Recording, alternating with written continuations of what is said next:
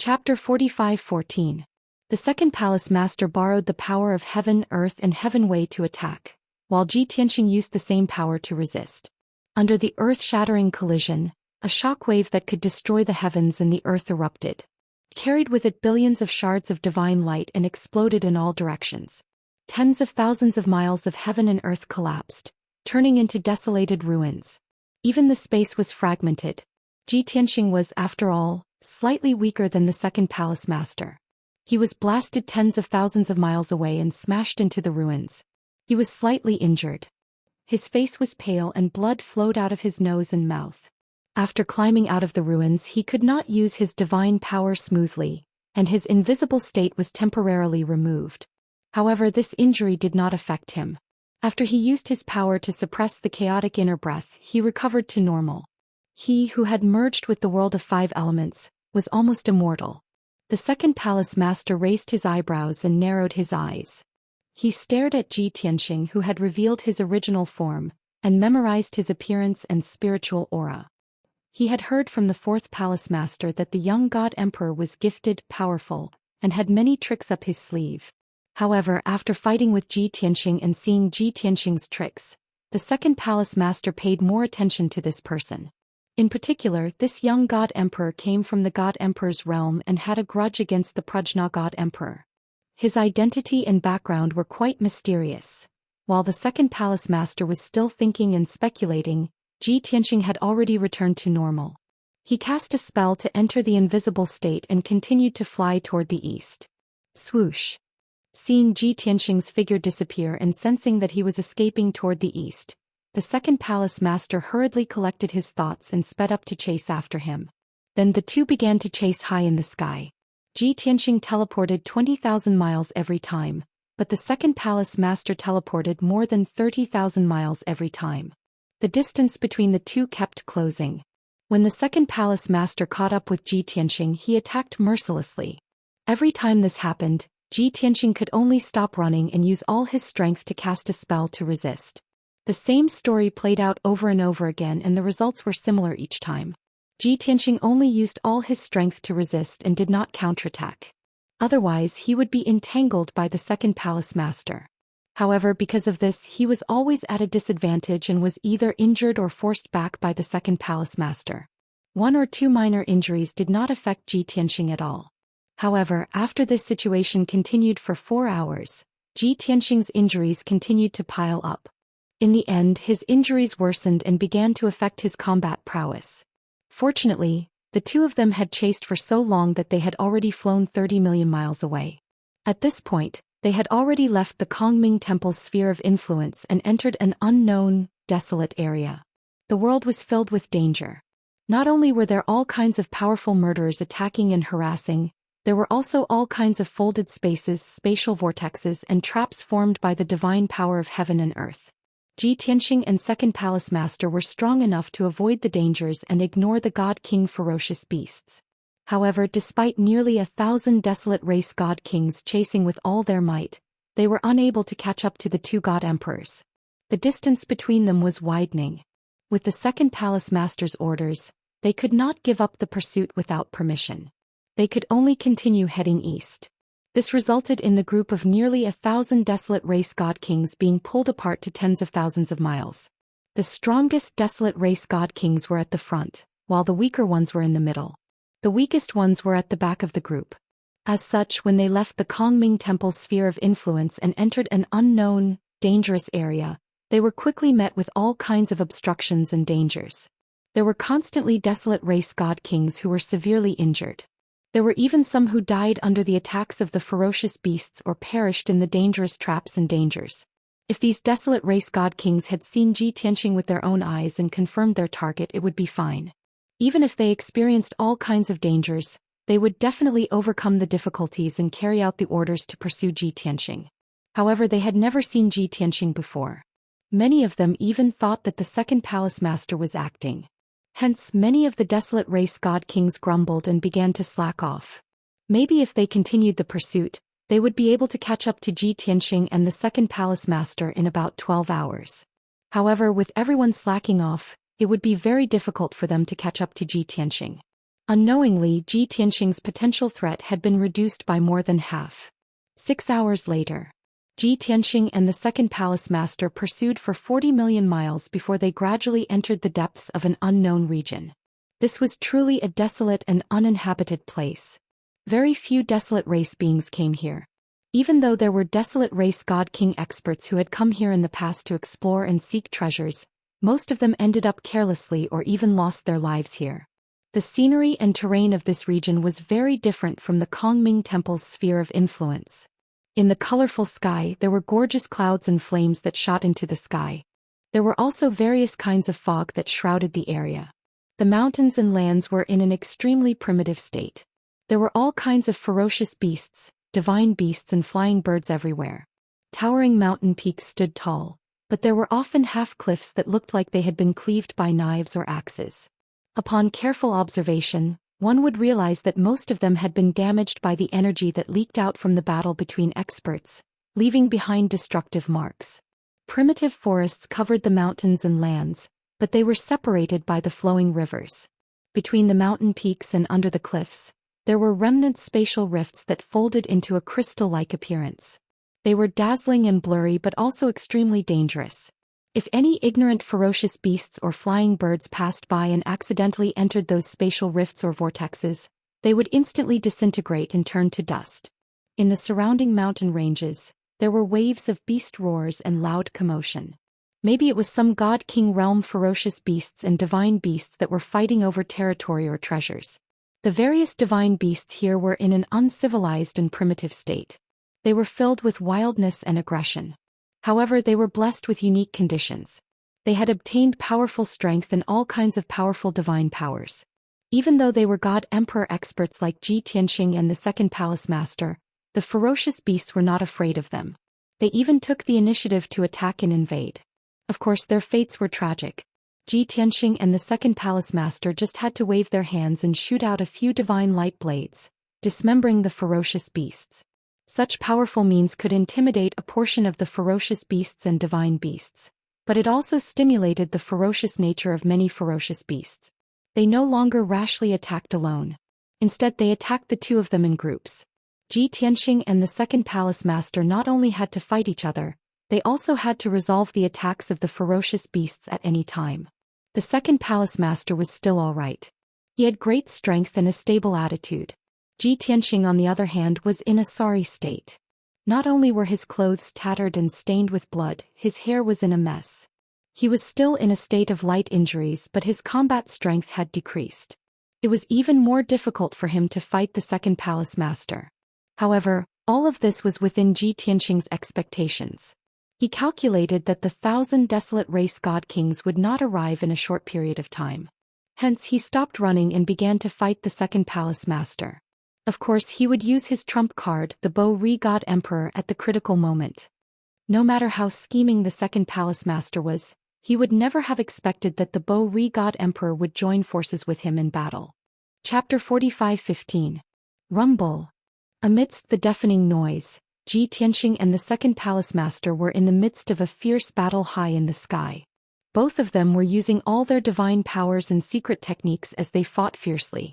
Hundreds of divine powers and tens of thousands of resplendent divine lights collided with each other, producing dazzling light and shadow. Shockwaves that could destroy the heavens and earth exploded one after another. Previously, Ji Tianqing had been running and being chased by the second palace master. His injuries were worsening and his fighting strength was weakening. But now Ji Tianqing did not have to worry about the thousands of desolate race divine kings. He could focus on fighting the second palace master.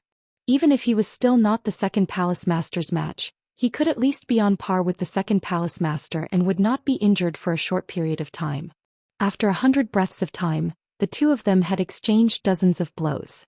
Ji Tianqing gradually grasped the second palace master's background and the divine powers and secret techniques that he was good at. The second palace master also grasped Ji Tianqing's true fighting strength and the divine powers and secret techniques that he was good at. He had even seen Ji Tianqing's trump card before. Finally, the second palace master and Ji Tianqing clashed and forced Ji Tianqing to retreat thousands of miles away. Taking this opportunity, the second palace master decisively chose to pursue and attack. With the momentum of a storm, he unleashed his most ferocious power and attacked Ji Tianqing with all his might. Previously, when he was fighting Ji Tianqing, he used 70% of his strength and 30% of his strength. This was to prevent future troubles and to have room for change.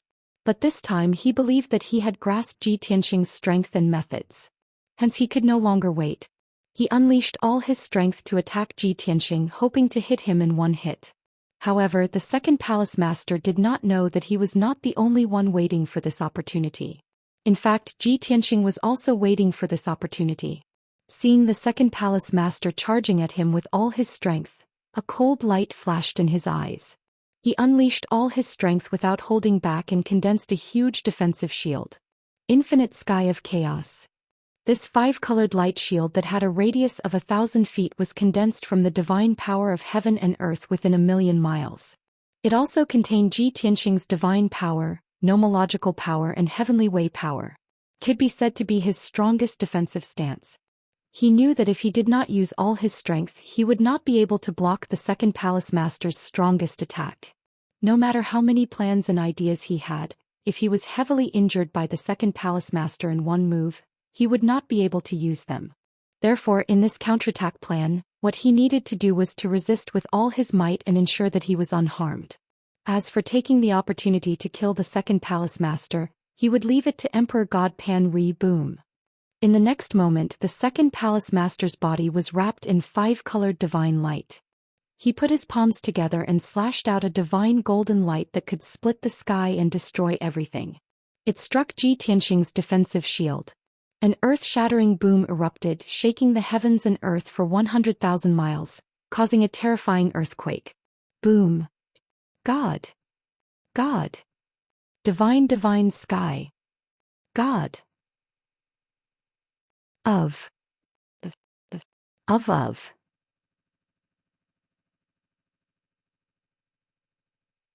This injury was not too serious and did not affect his strength much.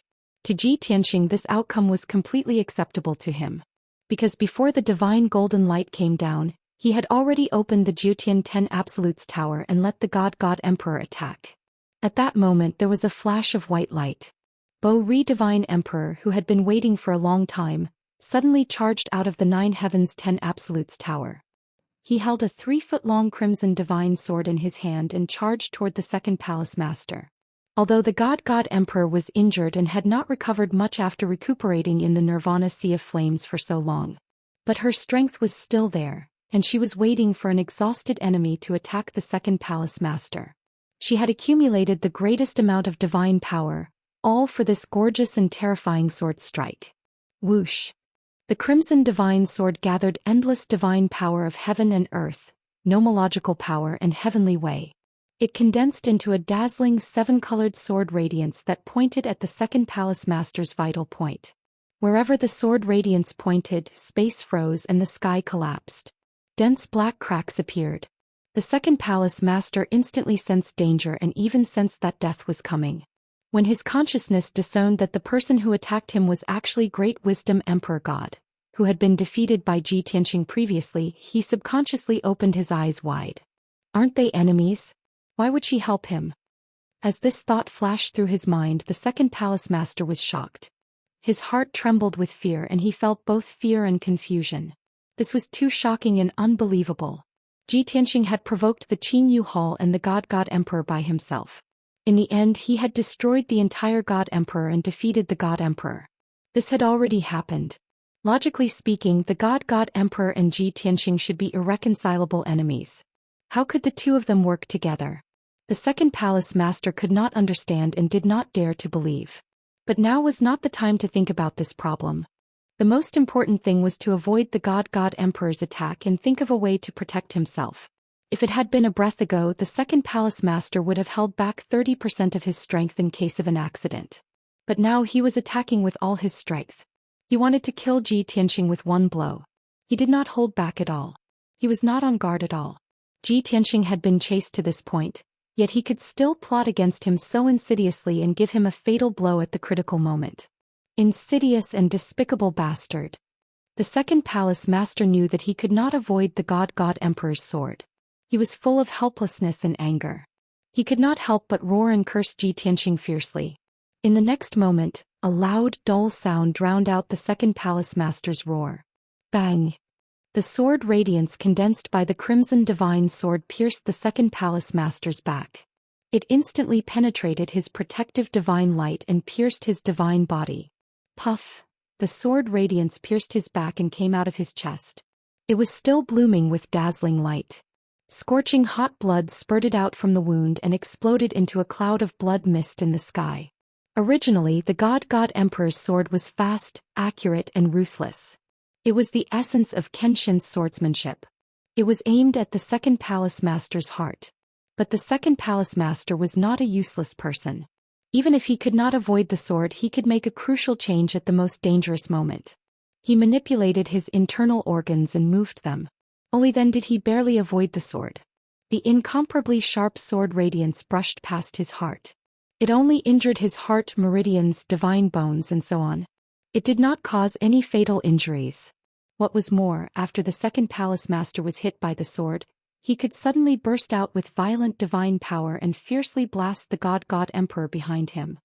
Bang! Dazzling divine light burst out. Not only did it shake the crimson divine sword out, but it also shook the God Emperor until he spat out blood and flew hundreds of miles away. Plop! The God Emperor fell into the ruins with his face full of blood. Smoke and dust filled the air. Most of his body was covered by yellow soil and rubble. He looked very miserable. She was already seriously injured. After using all her strength to stab with the sword, she had almost used up all her strength. Now that she was injured by the second palace master, her injuries worsened. Her aura became very weak. Chapter 45:16. The Prajna God Emperor was heavily injured and on the verge of fainting. However, she had also completed her mission. She had severely injured the second palace master and almost destroyed his body. The second palace master was furious.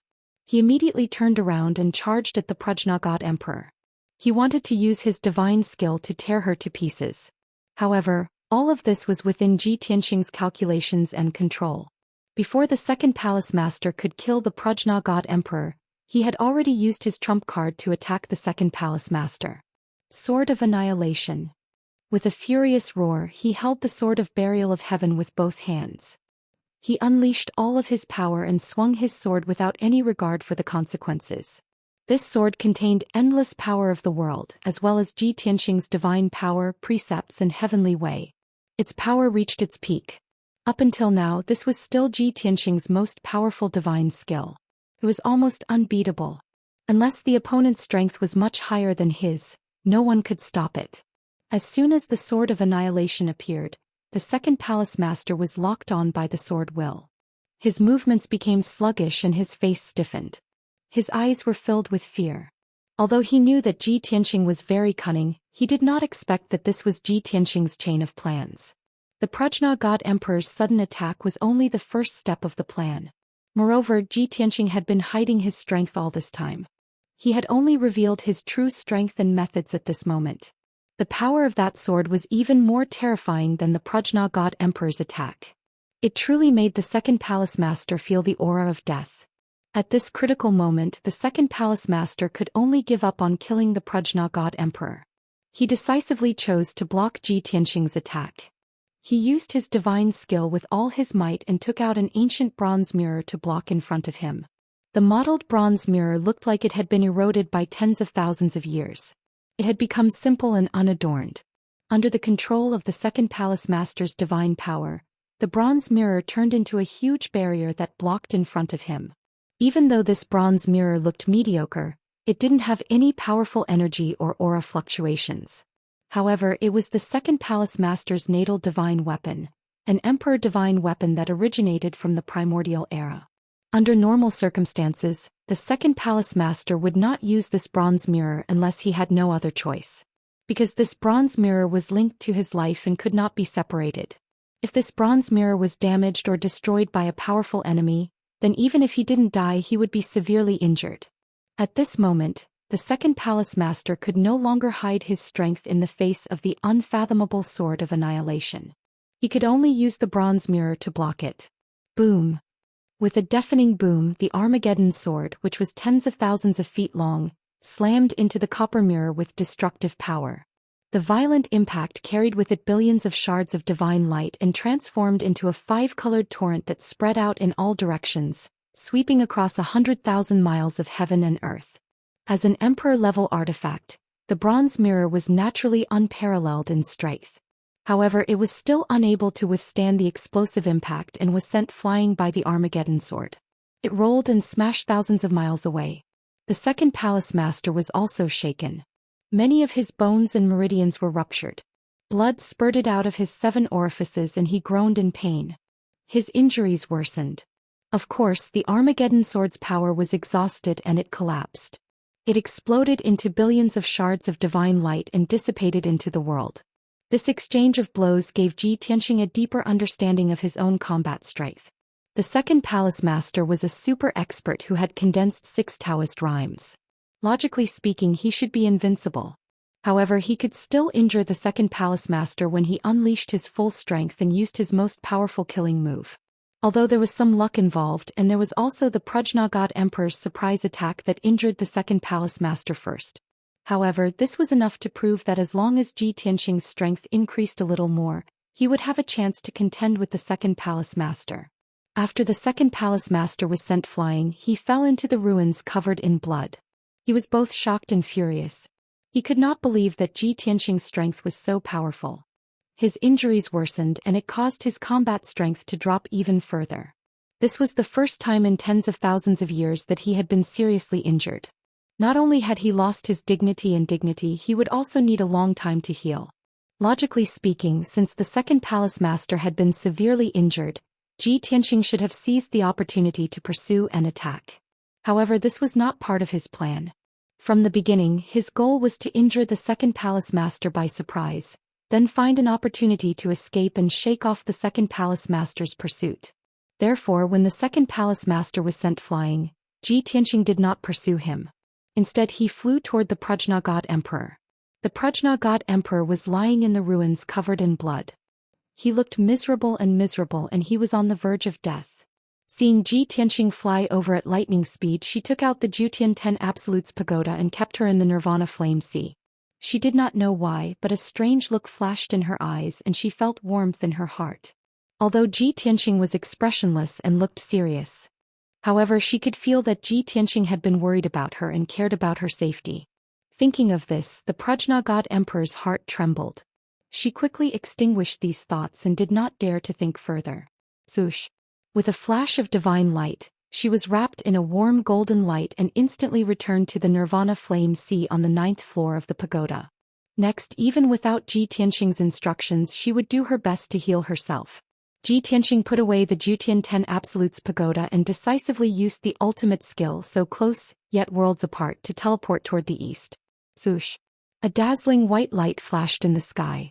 Ji Tianxing's figure disappeared from the spot, and the next moment he appeared 150,000 miles away. The second palace master had just crawled out of the ruins and was circulating his energy to suppress his injuries. He was also casting a spell to summon the bronze mirror. He was still vigilant, guarding against Ji Tianxing taking the opportunity to launch a surprise attack. However, Ji Tianxing took the opportunity to escape, which greatly surprised him. He was stunned for a moment, then immediately reacted and wanted to chase after Ji Tianxing with the bronze mirror. However, his divine body's injuries were too severe, which severely reduced his combat ability. If he continued to use the teleportation technique to chase after Ji Tianxing, his divine body would definitely collapse. Moreover, even if he was not afraid of sacrificing his divine body and chased after Ji Tianxing regardless of the cost, he might not be able to catch up. Damn it! The second palace master stared in the direction that Ji Tianxing had gone and cursed unwillingly. His face was extremely ugly. Of course, the second palace master was wise enough not to chase after Ji Tianxing forcefully to avoid any mishaps. However, he had finally caught up with Ji Tianxing and locked onto Ji Tianxing's tracks. How could he give up so easily? After hesitating for a moment, the second palace master circulated his energy to suppress his injuries. He regained his composure and flew across the sky, continuing his pursuit toward the east. He was not trying to catch up with Ji Tianxing as soon as possible and bring him back to the Kongming Temple, but to lead the way for the other palace masters. Although he was seriously injured, the other 3 palace masters were on their way and were rushing over to support him as soon as possible. If he could delay long enough, when the other 3 palace masters arrived, it would be very easy for them to deal with Ji Tianxing together. Chapter 45:17. Swoosh. Ji Tianxing streaked across the sky as fast as lightning, flying towards the east. His flying speed was still the same as before. It did not decrease, but it did not increase either. However, the second palace master who was chasing after him had an obvious change. The second palace master was seriously injured. His body was covered in blood and he looked very miserable. His aura was also very weak. His flying speed was obviously slower than before and his strength was also much weaker. Logically speaking, he should have stopped to heal his wounds and suppress the injuries of his divine body as soon as possible. Otherwise, if his injuries continued to worsen, it would seriously damage his divine body and cause irreversible injuries, which would affect his future cultivation. Of course, the second palace master understood this. However, Ji Tianxing was too important to the Kongming temple. He had to endure his injuries and continue to chase after Ji Tianxing. Even if he could not catch up with Ji Tianxing and capture Ji Tianxing, he had to follow Ji Tianxing. He could not lose track of Ji Tianxing. While chasing after Ji Tianxing, he did not forget to urge the other 3 palace masters to come as soon as possible. When the 3 palace masters arrived, they would intercept, kill and besiege Ji Tianxing. By then, the second palace master would be able to put down his heavy burden and mission and heal his wounds in peace. However, the second palace master still neglected a problem. He was seriously injured and his strength was greatly reduced. Not only was the number of times he could teleport reduced by more than half, but he could not use it frequently. Even the distance he could teleport across was reduced by half. He was not far from Ji Tianxing. The 2 of them were originally 100,000 miles apart. That was because Ji Tianxing had used the so close, yet worlds apart skill to instantly widen the distance. No matter how hard the second palace master tried, he could not catch up with Ji Tianxing in a short period of time. Moreover, after Ji Tianxing escaped more than 1 million miles away, he accumulated divine power and used the so close, yet worlds apart skill again. As a result, the distance between him and the second palace master was further widened to 200,000 miles. The second palace master became anxious at that time. He did not care about the worsening of his injuries. He sped up and chased after Ji Tianxing with all his might so that he would not be shaken off. However, the distance between him and Ji Tianxing was indeed closing little by little. However, his injuries were quickly worsening. He had used up too much of his divine power. His complexion became paler and paler and his aura became weaker and weaker. In the first 15 minutes he was still able to close the distance between him and Ji Tianxing.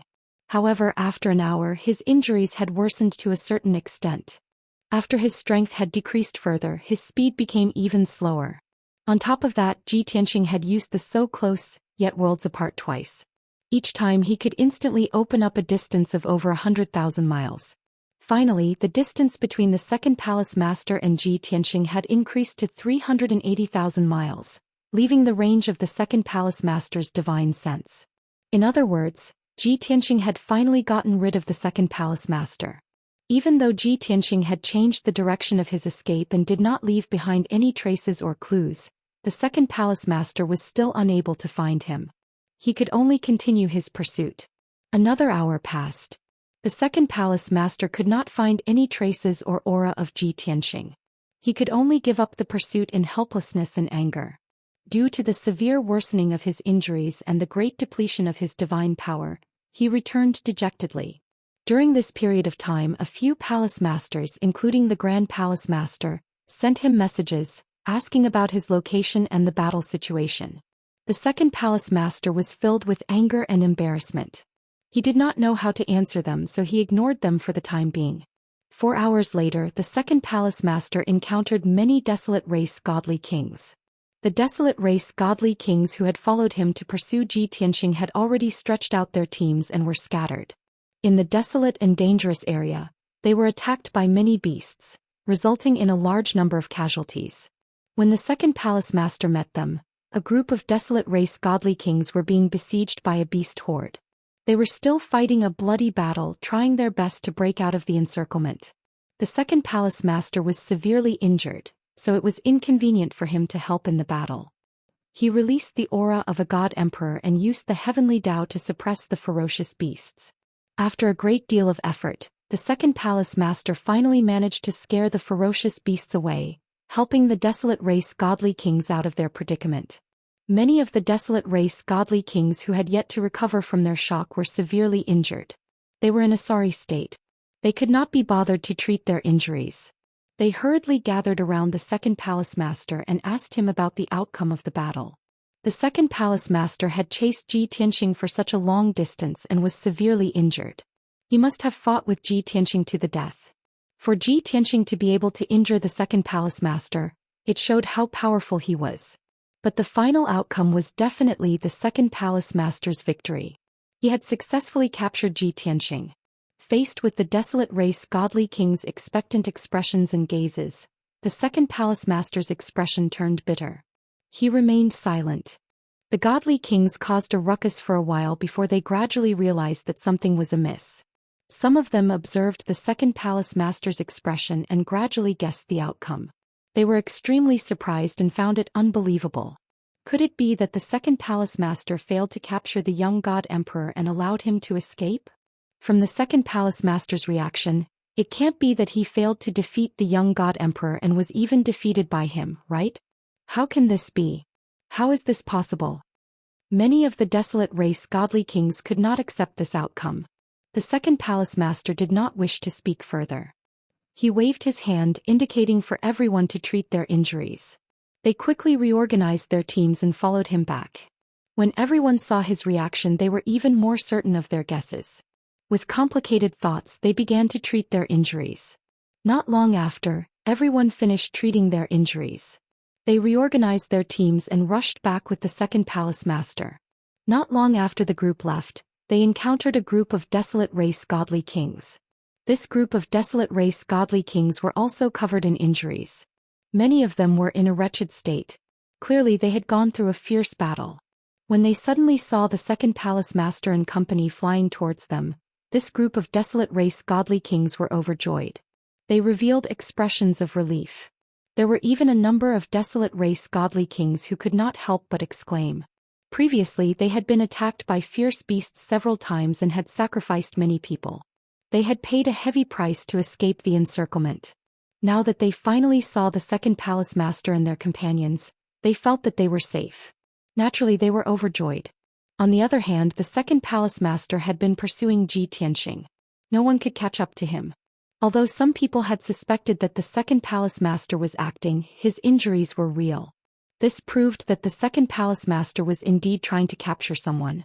Since the second palace master had returned, he must have caught his target and was returning in triumph. As such, everyone did not need to rush back, nor did they need to risk their lives. How could they not be happy?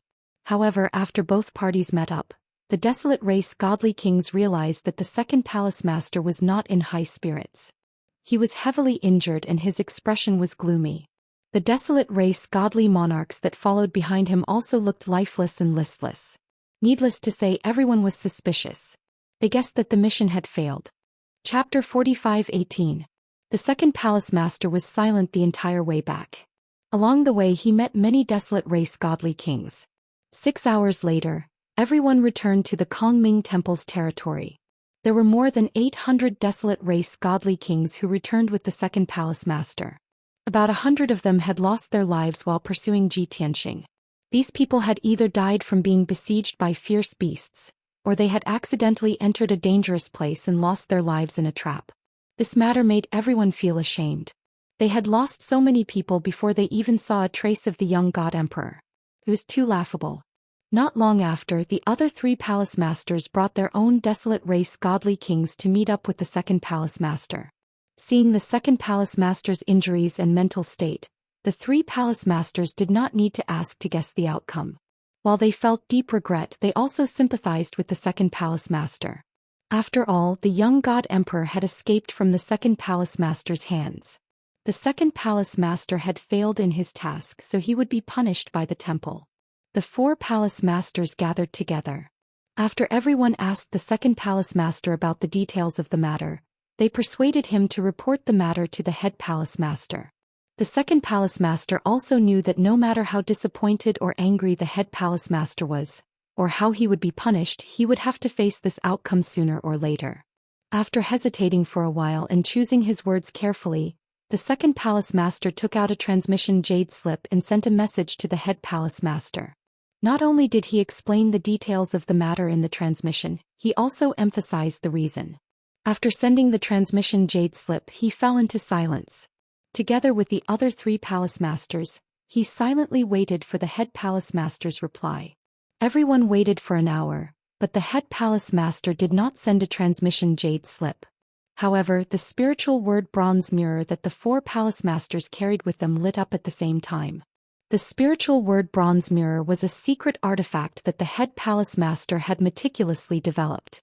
It did not have any offensive or destructive power, and was mainly used for instant communication and communication.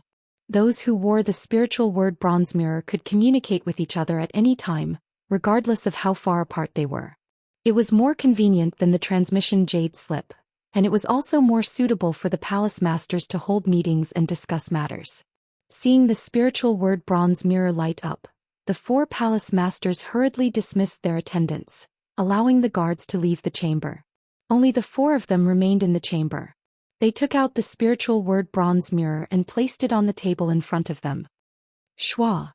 Soon, all 4 spirit speech copper mirrors were activated, and 4 white light screens were formed. A scene appeared on the light screen. It was the scene of the first palace master sitting in the secret chamber. His face was somewhat gloomy and his eyes were very sharp and dignified. Greetings, first palace master. The 4 hall masters bowed to the spiritual speech copper mirror and paid their respects to the grand hall master. The first palace master waved his hand, indicating for everyone to dispense with the formalities. His gaze then fell on the second palace master as he said in a deep voice, "Second palace master, we have meticulously prepared for so long, expending so much effort, manpower and material resources to finally intercept that young god emperor, but you let that guy escape from right under our noses. Although I believe that you have already done your best, and that young god emperor is indeed monstrous enough, with hundreds of wondrous skills. But I'm really disappointed in you. I'm utterly disappointed and heartbroken." The first palace master did not lose his temper. Even if he reprimanded the second palace master, he did not scold him.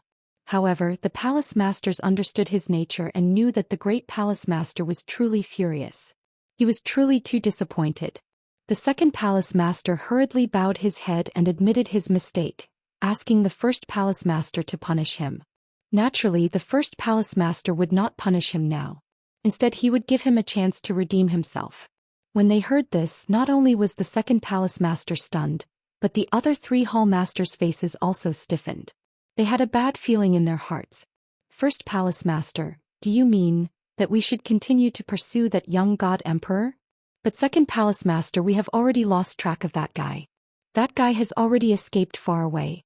Even if we go after him now, we won't be able to catch up with him." The 4 hall masters all felt that they should give up after failing the mission. However, the first palace master was obviously unwilling to give up and wanted everyone to continue the pursuit. "Second palace master, this is what I am most disappointed in. Even if you were seriously injured and were shaken off by that guy, you should continue to pursue him and not turn back." The first palace master stared sternly at the 4 hall masters and said in a low and serious tone, "That young god emperor is important to me. I don't need to reiterate, do I? Just like the Prajna god emperor, he is entering the Star of Origin for the first time. He is unfamiliar with everything here and does not understand the situation at all. He plunged into the unknown land and will definitely encounter danger and crisis. Also, don't forget that emperor-level ferocious beasts once appeared in the depths of the unknown land. They are ancient creatures. According to our speculation, it is very likely that there are groups and tribes of ferocious beasts hiding there. Even we do not dare to explore the unknown land. What good will come of him rashly entering the unknown land? When he encounters danger and crisis, you can wait for the opportunity to strike. Won't that be twice the result with half the effort?" After listening to the first palace master's words, the 4 hall masters fell silent and seriously analyzed and weighed the pros and cons. The 5th palace master hesitated for a moment before asking, "First palace master, the unknown land is too dangerous. Do the four of us have to go in? If we go into the unknown land to carry out a mission, bringing along those godly king realm guards and clansmen, they will definitely suffer heavy casualties. The third palace master and the fourth palace master hurriedly chimed in. They used the desolate race's godly kings as an excuse to persuade the first palace master to retract his order. However, the first palace master had already made up his mind. He said firmly, "This palace master has been established for more than 80,000 years. Have you forgotten the goal that we are pursuing? In the past 80,000 years, we have used all our strength and expended so much effort, but we have failed time and time again. Only that young God Emperor from the God realm meets our requirements the most. The eternal life that we have been pursuing all our lives is very likely to come true on him. Do you think that I will let him go? Not to mention entering the unknown land. Even if he has to cross half of the Star of Origin, I will definitely capture him and bring him back." After pausing for a moment, the first palace master continued, "This time I will personally take action. You will be the vanguard. Once we capture that guy, we will return to the divine temple. As for the clansmen of the various hall masters and those godly king realm guards, what's the harm in sacrificing some? This palace master has nurtured them for tens of thousands of years, not to let them live in luxury. At the crucial moment, it is time for them to prove their loyalty and serve the divine temple."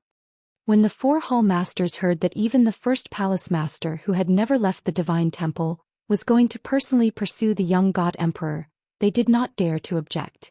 They knew that the first palace master was certain that the young god emperor was the person that the Kongming temple had been searching for tens of thousands of years. This time, no matter what price he had to pay, the first palace master would not give up. Chapter 45:19. After getting rid of the second palace master, Ji Tianxing continued to fly east for another 5 million miles before slowing down. He had changed his direction twice before, so he was sure that the second palace master could not catch up. At least, the second palace master could not find him in the short term. But he would not forget that he was discovered by the Kongming temple when he fled east secretly, and they set up an ambush at the border in advance. He was sure that the Kongming temple must have some kind of divine item or divine skill that could pry into the secrets of heaven and find his location. So he did not dare to stop to heal himself and could only continue to fly forward. The area he was in was at least 80 million miles away from the eastern border of the Kongming temple. This was an uninhabited and unknown place. The surrounding scenery looked very primitive, and there was a dangerous aura amidst the gorgeous scenery. Every once in a while he would encounter some divine king-level beasts. Most of these beasts were creatures from the ancient times, and they were all strangely shaped. Many of them were strange beasts that he had never seen before. Although Ji Tianxing was not afraid of the beasts' attacks, he did not want to be entangled with them and waste more energy. He took out the deity-slaying battleship and let the white dragon drive it to the east at a moderate speed. Before he went into seclusion to heal himself, he told the white dragon that he did not need to fly very fast. He only needed to hide his whereabouts and aura to ensure his safety. The white dragon had already made a mistake once. When he drove the deity-slaying battleship to the eastern border, he was discovered by the experts of the Kongming temple. Although his master did not reprimand or punish him, he felt very ashamed. Now that he was carrying out the same mission again, he naturally did not dare to be negligent. He secretly decided that he would not make another mistake. After handing the deity-slaying battleship to the white dragon, Ji Tianxing returned to the distorted spacetime of the Jiutian Tenju Tower and went into seclusion to heal himself. Previously he had chased and fought with the second palace master for so long, and each time they clashed he would be lightly injured. In the end, the accumulation of many light injuries made his injuries worse, and his strength weakened by 30 to 40%. If he hadn't used the Prajna God Emperor as his trump card and caught the second palace master off guard, he probably wouldn't have been able to escape the second palace master's pursuit today. Fortunately, he managed to escape from the temple of Kongming's sphere of influence without mishap. Next, he only needed to safely pass through this uninhabited area. Perhaps in a few months he would be able to enter the territory of another temple. I wonder which temple's territory lies to the east of this uninhabited area? Hanya hasn't been able to draw the map yet, and this time she suffered such heavy injuries. I'm afraid she'll have to recuperate for a long time before she can give me an answer. As these thoughts flashed through his mind, Ji Tianxing restrained his chaotic thoughts and began to take a divine pill to heal his injuries. The colorful distorted spacetime was as quiet as ever. Under the gigantic bloody flame sacred tree, Yunyao, Jiku, Wushuang, Wu Hen, Baifeng and the others were on various platforms. They were cultivating in peace and working hard to improve their strength. After Yunyao and Jiku reached the peak Divine King realm, they had been consolidating their strength. They wanted to break through to the God Emperor realm as soon as possible. Baifeng was already at the 9th level Divine King realm, and it was very likely that she would become the 3rd peak Divine King. As for Wushuang, Wu Hen, Chao Qingyu, Yank and the others, they followed Baifeng's cultivation speed and improved their strength quickly. In the past, when everyone was cultivating in seclusion, they would calculate the speed of resource consumption and didn't dare to be too extravagant. However, after entering the Star of Origin, everyone understood the situation of the planet and completely dispelled their worries. After all, there were endless cultivation resources on the Star of Origin, and they were all extremely high-quality treasures of heaven and earth. Thus, they no longer had any scruples when cultivating. No matter how many cultivation resources they used, they only wanted to improve their strength as quickly as possible. Not only Ji Tianxing's friends and family, but also his hundreds of thousands of followers and 50,000 soldiers were also desperately trying to strengthen themselves. Everyone knew that they would soon be put to good use and could do great things. Unknowingly, a month passed. During this month, the White Dragon always remembered Ji Tianxing's instructions. He didn't pursue speed, only stability and concealment. Although the god-slaying battleship did encounter many ferocious beasts along the way. However, the god-slaying battleship hid its tracks and aura.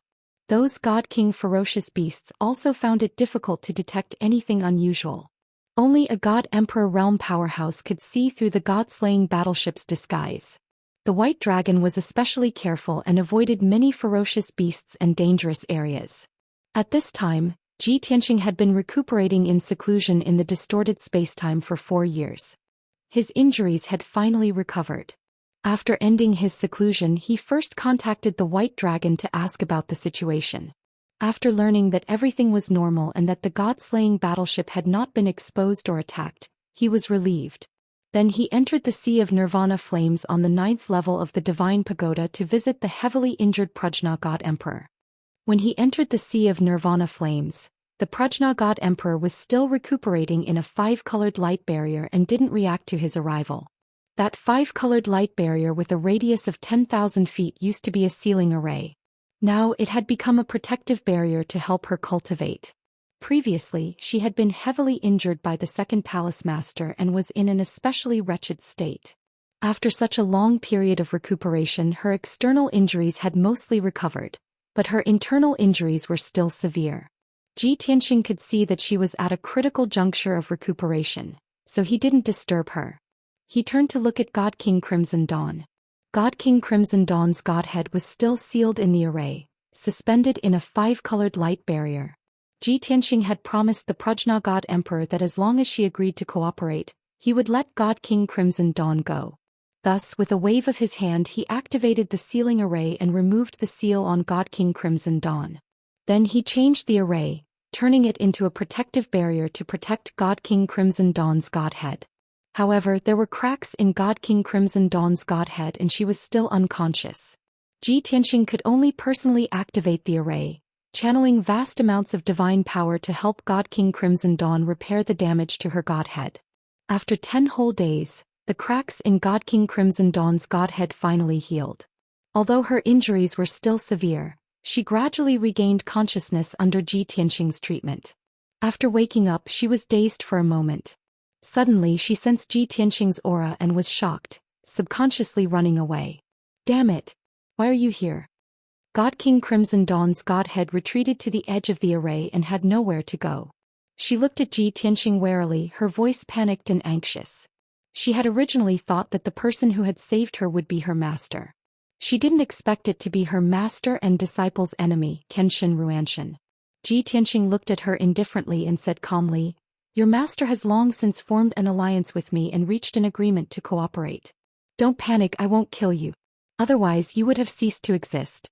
Focus on recuperating from your injuries and quickly reconstruct your divine body." Chapter 45-20. Qixia Deity King was filled with hatred and fear towards Ji Tianxing. But when she heard his words, she unexpectedly felt relieved and her emotions stabilized. She looked at the Pan-God Emperor who was recuperating in the five-colored light barrier and said to Ji Tianxing, "You said you won't kill me, I can believe that. But you said my teacher has formed an alliance with you. I don't believe it." Xianxia Deity King thought with her teacher's arrogance, even if she lost to Long Tian she would never submit to him. Ji Tianxing said indifferently, "It doesn't matter whether you believe it or not. Quickly recuperate and reconstruct your divine body so you can serve me, this is the important thing." With that he ignored Xianxia Deity King and turned to leave.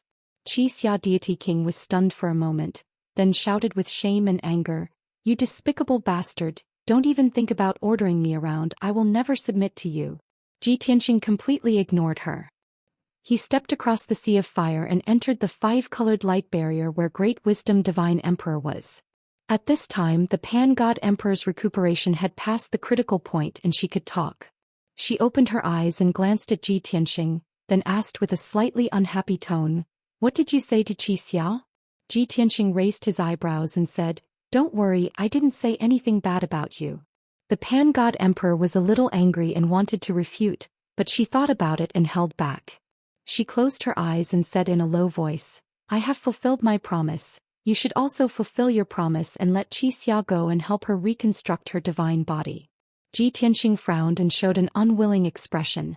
"I promised you that I would let her go, but I didn't say I would help her reconstruct her divine body.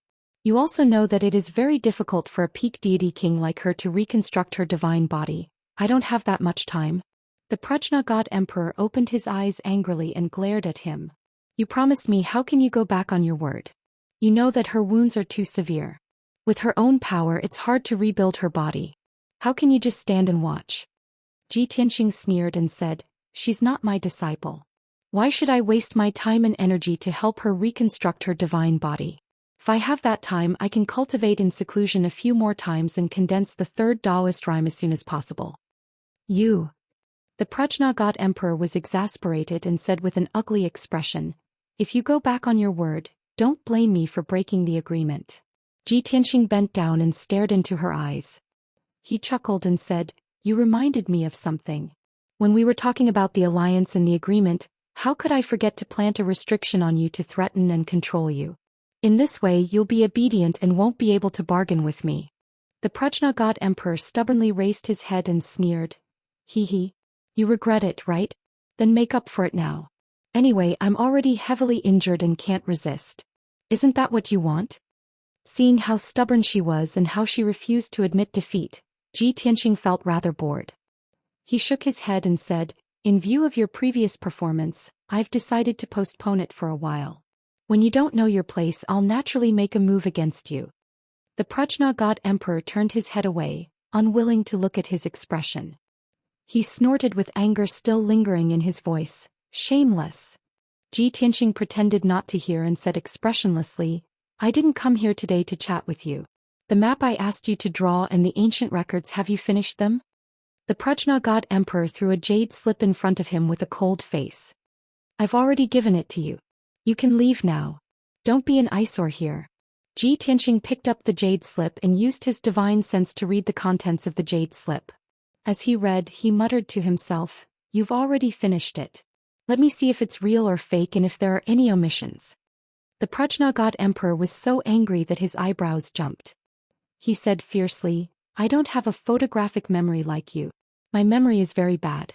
Those two maps and ancient records have too many omissions. Let's see if you have the ability to correct them and complete them." Ji Tianxing knew that he was speaking out of anger, but he didn't refute. He nodded and said, "And thank you for the reminder. Then I'll take a closer look." The Prajna God Emperor was so angry that he was speechless. He shouted coldly, "You can leave now. I don't want to see you." Ji Tianxing took the jade slip and left without looking back. The Prajna God Emperor was so angry that he gritted his teeth. After he left the Nirvana Flame Sea for a long time, his mood gradually calmed down. At this time in the five-colored light barrier 10,000 zhang away, Xianxia God King transmitted his voice to her and asked weakly, "Master, what's going on? Are you really working with him?" Clearly, Xianxia God King had heard the argument between the Prajna God Emperor and Ji Tianxing clearly. The Prajna God Emperor glanced at her and said calmly, "Master can't beat him. Naturally, I'll prioritize my own life. You don't need to get to the bottom of it. Focus on healing your injuries is the most important thing. Oh. Xianxia God King replied. She was still a little worried and asked, Master, are you working with him to avenge him and deal with the other 4 God Emperors? The Prajna God Emperor didn't answer her and didn't have any intention to speak. He continued to heal his injuries. Xianxia God King muttered in her heart. She felt that her master's temperament had changed. As for the question she had just asked, from the Prajna God Emperor's reaction, she had a rough idea of the answer. Although the answer left her shocked and in disbelief, she could feel her master's fatigue and helplessness. Perhaps, the reason why her master made such a choice and decided to compromise was because she had no choice but to do so? Thinking of the word, difficulties, Xianxia God King's body suddenly trembled as a thought appeared in her mind. Master's difficulties can't be because of me, can they? Back then, in order to protect me, Master fought with Kenshin for so long and suffered heavy injuries. Later, my divine body was destroyed by Kenshin and I lost my consciousness. With Kenshin's strength, he could definitely kill me or seize the opportunity to capture me. With Master's strength and methods, even if she was heavily injured, she could break through the encirclement and escape. As long as she wanted to escape, Kenshin wouldn't be able to stop her. But in the end, both Master and I were sealed here, and Master was forced to compromise with Kenshin. Kenshin must have used my life as a hostage to force Master to work for him. That must be it. Damn it, how could he be so despicable? Xianxia God King had always been smart, but her personality was a little naive. She pondered and analyzed for a moment. Thinking that she had guessed the truth, she felt a deep sense of guilt and anger. Because she was a burden to her master, she felt guilty and uneasy. And because of Kenshin's treachery, her master's plan failed and the entire Prajna fleet was destroyed. This made her furious and she hated Kenshin even more. Chapter 45-21. After Ji Tianqing returned to the distorted spacetime, he had been reading the Jade Scroll that Pan Ri God Emperor had given him. There were indeed 2 maps and 5 ancient manuals inside. One of the maps was a map of the Kongming Temple's sphere of influence. In it, the Kongming Temple's sphere of influence was marked in detail. There were dozens of branches in the territory as well as many famous locations, mystic realms, forbidden lands, etc. Ji Tianqing only took a cursory glance and memorized it before he stopped studying it. After all, he had already left the Kongming Temple's sphere of influence. It was possible that he would not return here for many years. The reason why he memorized the map was to be prepared. If he needed it in the future, he would at least have an impression of it.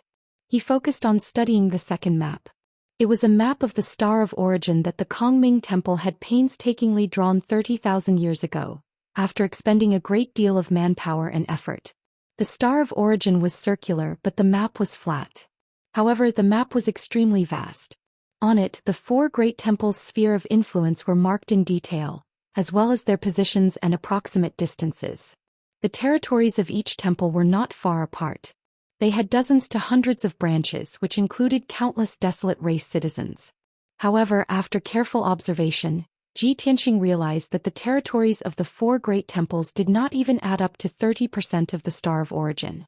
Most of the remaining areas were unoccupied and were marked as unknown lands. Although the 4 great temples were not connected, they were at the same height. To the north of the 4 great temples was a boundless, mysterious ocean.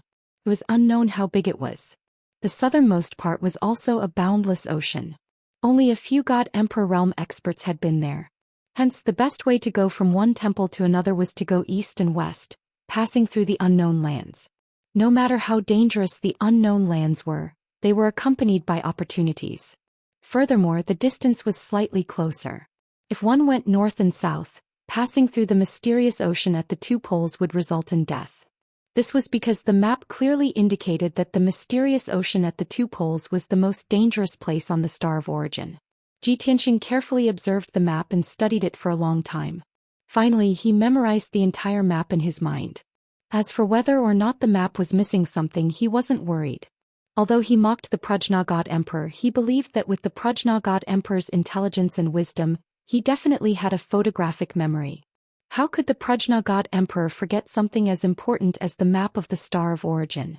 After memorizing the map, Ji Tianqing muttered in his heart, wondering what secrets were hidden in the mysterious sea of the North and South Poles. although the map made by the Kongming Temple did not state the reason. However, he still felt that something was amiss. Could it be that the Kongming Temple had deliberately exaggerated the dangers of the two seas? Or could it be that the two mysterious seas were hiding some sort of secret? Unfortunately, Ji Tianxing knew too little about the Star of Origin and had never been to those two seas. He made wild guesses and deductions without any basis, so he couldn't deduce anything. So he could only dispel these thoughts and continue reading the few ancient books and records in the Jade Slip. According to the Prajna God Emperor, these ancient books and records were found in her study. There were thousands of books in the study, most of which were books about legends and stories. There was neither a systematic introduction to the Star of Origin nor many clues and values. Only these few books were carefully selected by her, and she felt that they still had some value and significance. Ji Tianxing carefully read these ancient books and learned many clues about the Kongming Temple and the Star of Origin. Although these books were mainly about travel experiences and half of them were based on hearsay, they were still very different from the rest of the books. However, after Ji Tianxing finished reading these ancient books, he summarized, screened and filtered them, and summed up a lot of useful information. At the very least, he had a deeper understanding of the Kongming Temple. This included the general realm, temperament and style of the several temple masters, as well as the power and background of the dozens of branches and so on. Even the basic situation of the other three temples was covered in these ancient books, but it was not so detailed. Ji Tianxing sorted out this information and began to calculate the next itinerary and plan. Now I am in the unknown land east of the Kongming Temple. If I continue to go east for about 2 billion miles, I will cross the unknown land and enter the sphere of influence of the Xianxia Temple. I heard Prajna say before that the Shura God Emperor fell in the northwest of the Xianxia Temple, and has been in contact with the Xianxia Temple. In this case, I will go to the Xianxia Temple, find the Shura God Emperor first and kill him. Finding the other 4 God Emperors to take revenge was Ji Tianxing's top priority.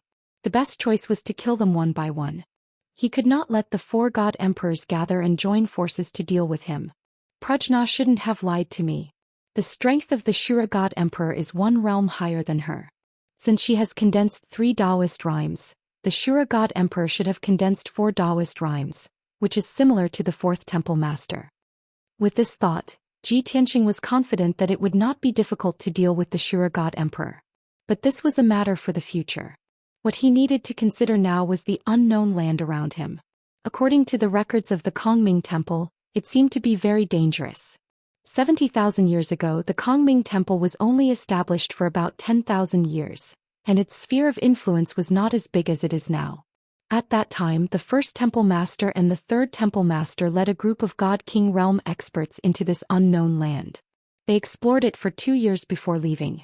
According to the records of the ancient books, this unknown land was still in a barbaric and primitive state, with countless ferocious beasts and divine beasts living there. Those ferocious beasts and divine beasts were not developed, but they were blessed by the heavens and basically had the strength of a God Lord realm or God King realm. When the 2 temple masters and many desolate race god kings explored this unknown land in search of treasures, they encountered countless dangers and crises. In the end, the number of desolate race god kings that managed to leave this unknown land alive was less than 30% of the initial number. In the depths of the unknown land, the 1st Temple Master even sensed the aura of Emperor-level experts. Around the 2 Emperor-level experts, there were a large number of God King realm ferocious beasts and divine beasts. It was obvious that those 2 auras were God Emperor realm divine beasts. From then on, the Kongming Temple listed this unknown land as a forbidden area, and did not allow its people to approach it. Even the temple masters would not easily step foot in it. Ji Tianxing secretly pondered, thinking that it would be best if he did not encounter those ferocious beasts, especially those God Emperor realm beasts. Those ferocious beasts and divine beasts were uneducated and unreasonable. Even if they did not have any enmity with him, once they encountered him, they might turn ferocious and fight him to the death. If it really reached that stage, he would suffer a great loss. Regardless of whether he could defeat them, he had to stall for time and endure the danger. Chapter 45-22. After dealing with the map and ancient books, Ji Tianxing began to meditate and cultivate, continuing to improve his strength. Although he had only condensed the 2nd Dao rhyme and it would be difficult for him to improve in the near future, he should consolidate his strength. However, when he was traveling on the Star of Origin, he had to cross thousands of mountains and rivers every day to appreciate the primitive scenery of the Star of Origin and feel the mysterious and boundless aura of heaven and earth. This had a great cleansing effect on his Tao heart, and also allowed him to comprehend more laws between heaven and earth and gain more insights. In the past, he would always kill one divine king after another, devour their divine persona fragments, and refine their divine Tao laws. However, now he had mastered more than 2,200 laws, and was not far from the complete realm of 3,000 great Taos. Wanting to obtain even more laws of the divine Tao by killing those god kings had already become too unrealistic. Only by relying on his own comprehension and condensation could he condense divine Tao laws one after another at a faster pace. To put it simply, Ji Tianxing, who had just condensed the second Tao rhyme, was already pondering on condensing the third Tao rhyme. In addition, there was another matter that had always been lingering in his mind, and now it was time to resolve it. Before entering the Star of Origin, when he had roamed the divine world and the extraterritorial starry sky, the Sword of Burial of Heaven was naturally powerful and unparalleled. However, after entering the Star of Origin, he had consecutively fought with several God Emperor experts. Not to mention the God Emperor Pan Ruo, she only had a quasi-emperor level divine weapon, which was considered a semi-finished product of the emperor-level divine weapon. However, the 4th Temple Master and 2nd Temple Master of the Kongming Temple both had genuine emperor-level divine weapons. As for the other Temple Masters or the God Emperor experts that Ji Tianxing might encounter in the future, most of them had emperor-level divine weapons. For the God Emperor of the Star of Origin, emperor-level divine weapons were the standard. Ji Tianxing also had the Sword of Burial of Heaven, which was a top-grade king-level divine weapon. Of course, he could not defeat those God Emperor experts. He had long been planning to find a way to upgrade the quality of the Sword of Burial of Heaven and make it an Emperor-grade divine artifact. If the Sword of Burial of Heaven could become an Emperor-level artifact, he would have a better chance of winning against those God Emperors in the future. Although the planet of origin is rich in cultivation resources, with heavenly materials and earthly treasures everywhere, it is the ultimate holy land for cultivators. However, the materials that could turn the Burial of Heaven into an Emperor-level artifact were far too rare and difficult to find. When I arrive at the Shangqing Temple's territory and search for Monarch-level materials there, it will definitely attract the attention of the Shangqing Temple. If it isn't there, I can only search for materials in this unknown place, but I will also disturb the God Emperor-level divine beast. Ji Tianxing was certain that the planet of origin had the best materials for refining weapons, which could turn the Burial of Heaven into an Emperor-level divine weapon. But where to find it became a problem that gave him a headache. Moreover, he had never forged an Emperor-level divine artifact before, so he wasn't sure what materials he would need. He would only know if they were usable after encountering those Emperor-level materials. In short, this was also a big problem. Unknowingly, another month had passed. Bai Long steered the god-slaying battleship and carefully flew over thousands of mountains and rivers, entering the center of the unknown place. Although he had seen countless dangers along the way, he had also encountered countless strange ferocious beasts. But he was cautious enough to avoid most of the dangers with his own wisdom. Occasionally he would be surrounded by a group of beasts, but he could quickly escape without suffering any injuries. Previously, Ji Tianxing had shown him the map of the planet of origin, so he knew in his heart that this was the core area of the unknown place, and it was the most dangerous and unpredictable. Therefore, after entering the central area of the unknown place, Bai Long became even more cautious. But even so, he was still full of apprehension and felt uneasy in his heart as if something was wrong.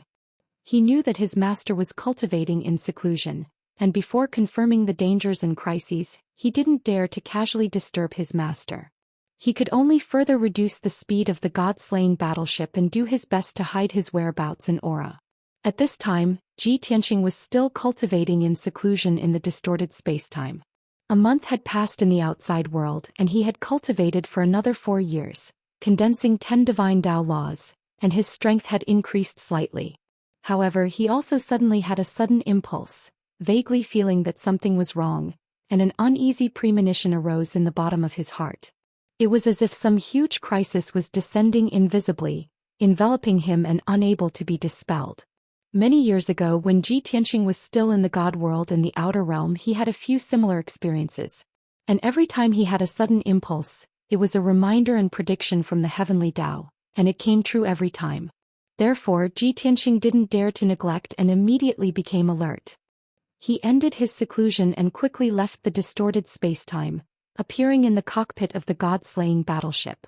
Bai Long was filled with apprehension, but when he saw his master he finally heaved a sigh of relief and hurriedly bowed to his master. Disciple greets master. Master, why did you come out of seclusion at this time? Did you also sense something and discover the danger? Ji Tianxing nodded slightly and asked, did you discover anything unusual along the way? Bai Long thought carefully for a while, shook his head and said, doesn't seem to be anything unusual either. It's just that since 10 breaths ago, disciple suddenly felt uneasy in my heart. It's like there's an invisible force in this area that's enveloping us, and it's about to bring danger and disaster. Ji Tianxing nodded and asked closely again, then before this, did you encounter any fierce beasts? The fierce beasts that he was talking about were naturally those Divine King Realm fierce beasts. Divine Lord Realm fierce beasts and divine beasts could all be ignored. Bai Long thought for a while again, shook his head and said, I didn't encounter any fierce beasts.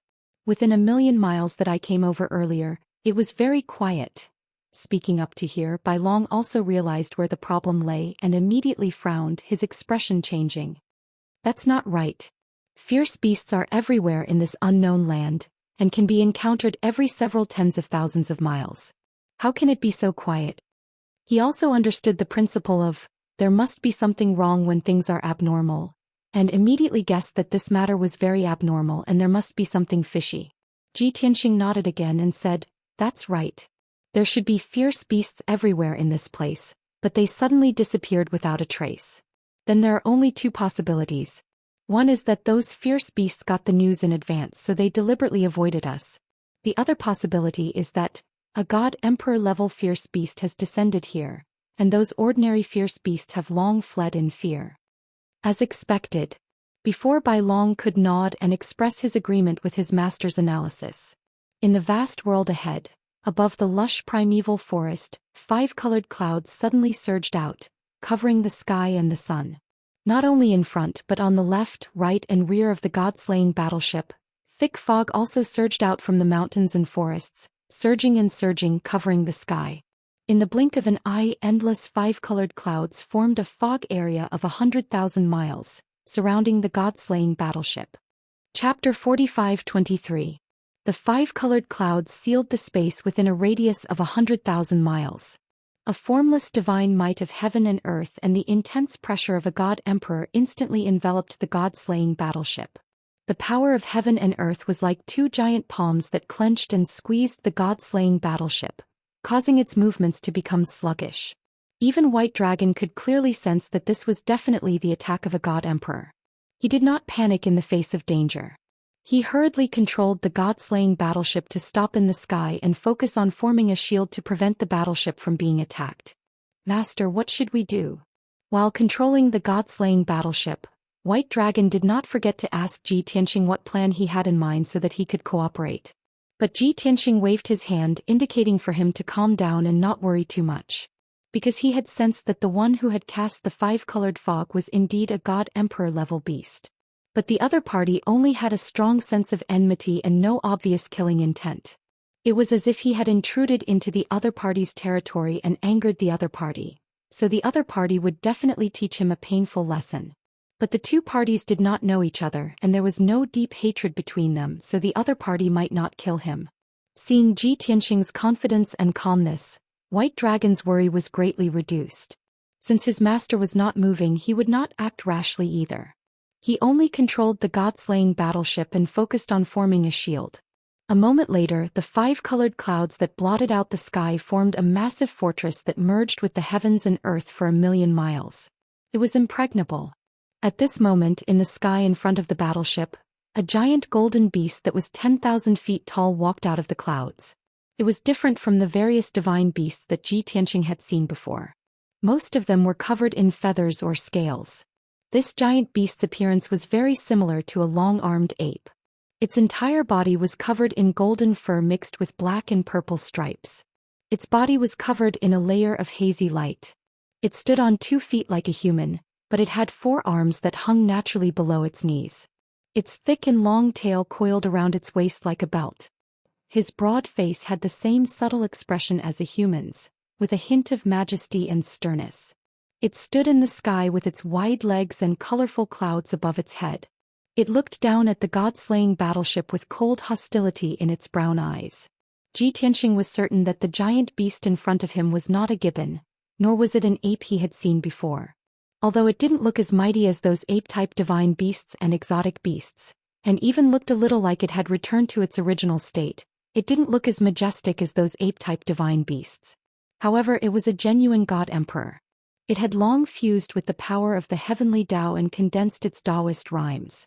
Furthermore, it was not at the initial level of the god emperor.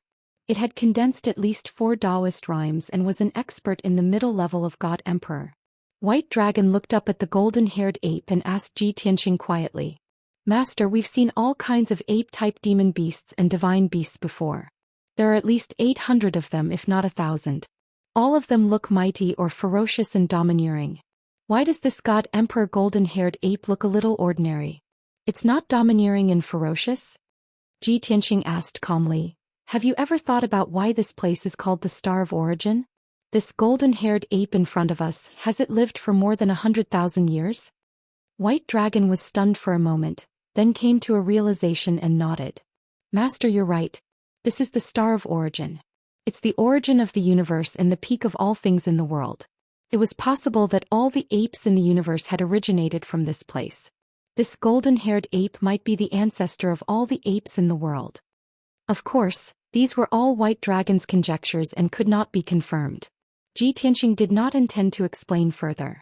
Seeing that the golden-haired ape only stopped the god-slaying battleship and did not attack immediately, he instructed White Dragon, "Stay in the battleship.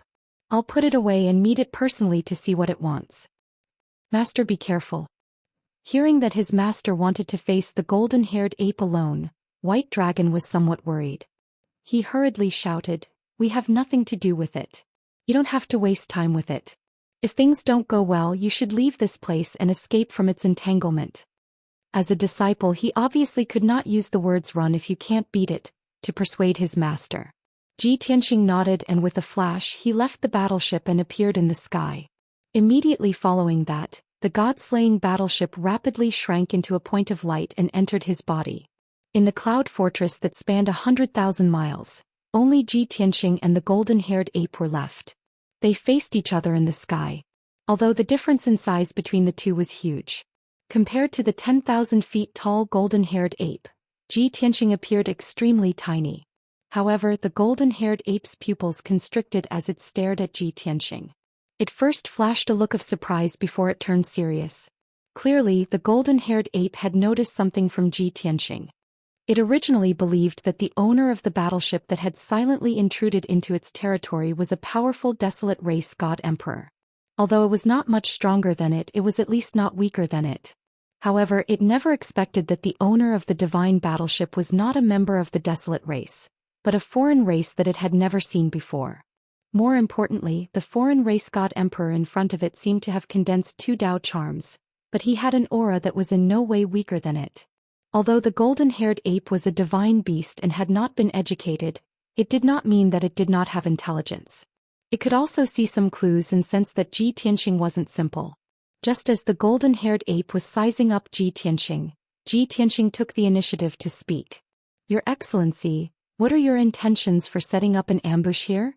He spoke in the desolate race's language. The reason why he asked was because he felt that the golden-haired ape would definitely be able to understand and communicate with him normally. Just as expected. The golden-haired ape frowned and said in a dull voice, "Little rascal, this is my territory. How dare you trespass? Are you courting death?" Its tone was very dignified and fierce, but its voice sounded awkward and unfamiliar.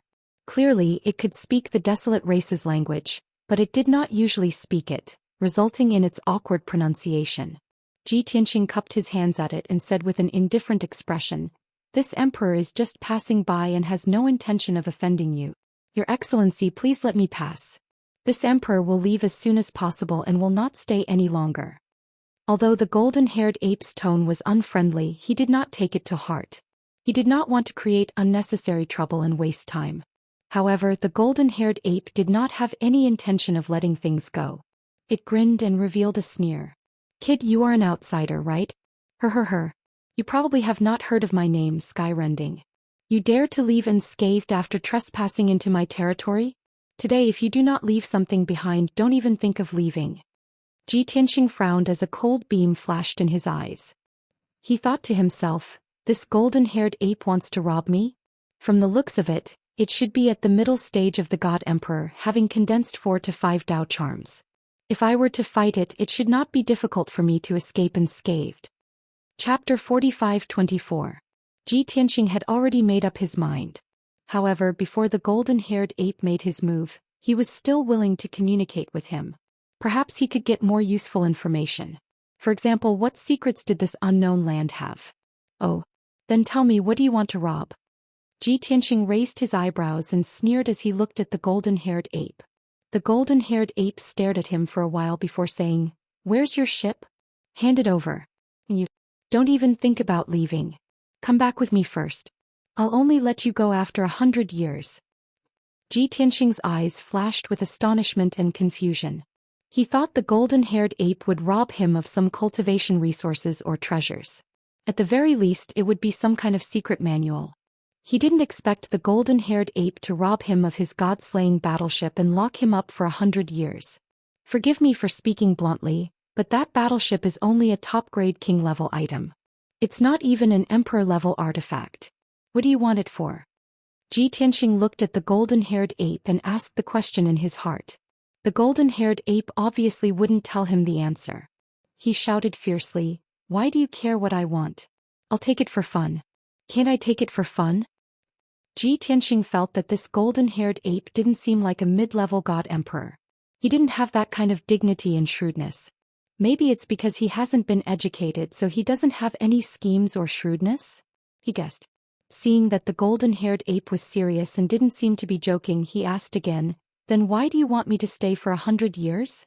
The golden-haired ape stared at him and said fiercely, "Of course it's to make you work for me. Do you think I'll treat you like a guest?" Tianxing spread his hands and said indifferently, "If you sincerely invite me to be your guest, maybe I'll go with you. Maybe I'll even let you tour the battleship. But with your attitude, there's no need to talk about it." The golden-haired ape grinned and his face became much more ferocious. He laughed coldly and said, "Hee hee. Little guy, you've fallen into my boundless auspicious cloud formation. It's not up to you whether you come or go." Tianxing looked around at the 5 colored clouds that covered the sky and covered the sun like a fortress. He curled his lips and asked, "You call this thing a grand formation? At first, this emperor thought that you had some secret techniques and insights that allowed you to set up a special formation. I didn't expect that you would use the divine power of heaven and earth and the power of the heavenly Dao that you cultivate to casually roll it into a ball and throw it out." Indeed, the golden-haired ape's control over the divine power of heaven and earth was more skillful than Tianxing's, and the power of heaven and earth he cultivated was more profound. However, it didn't seem to have found the best way to set up the formation. It could only desperately pile up the divine power of heaven and earth and the power of the heavenly Dao, and finally create such a huge 5-colored fortress. For example, when Tianxing set up the formation, it was like a top craftsman. He only used a small amount of wood, bricks and tiles to build a beautiful house. However, the golden-haired ape chopped down a large forest, dug up half a mountain and gathered countless wood, soil and stones and finally piled up a stone cave. Although both could be lived in and could be used to shelter people from the wind and rain.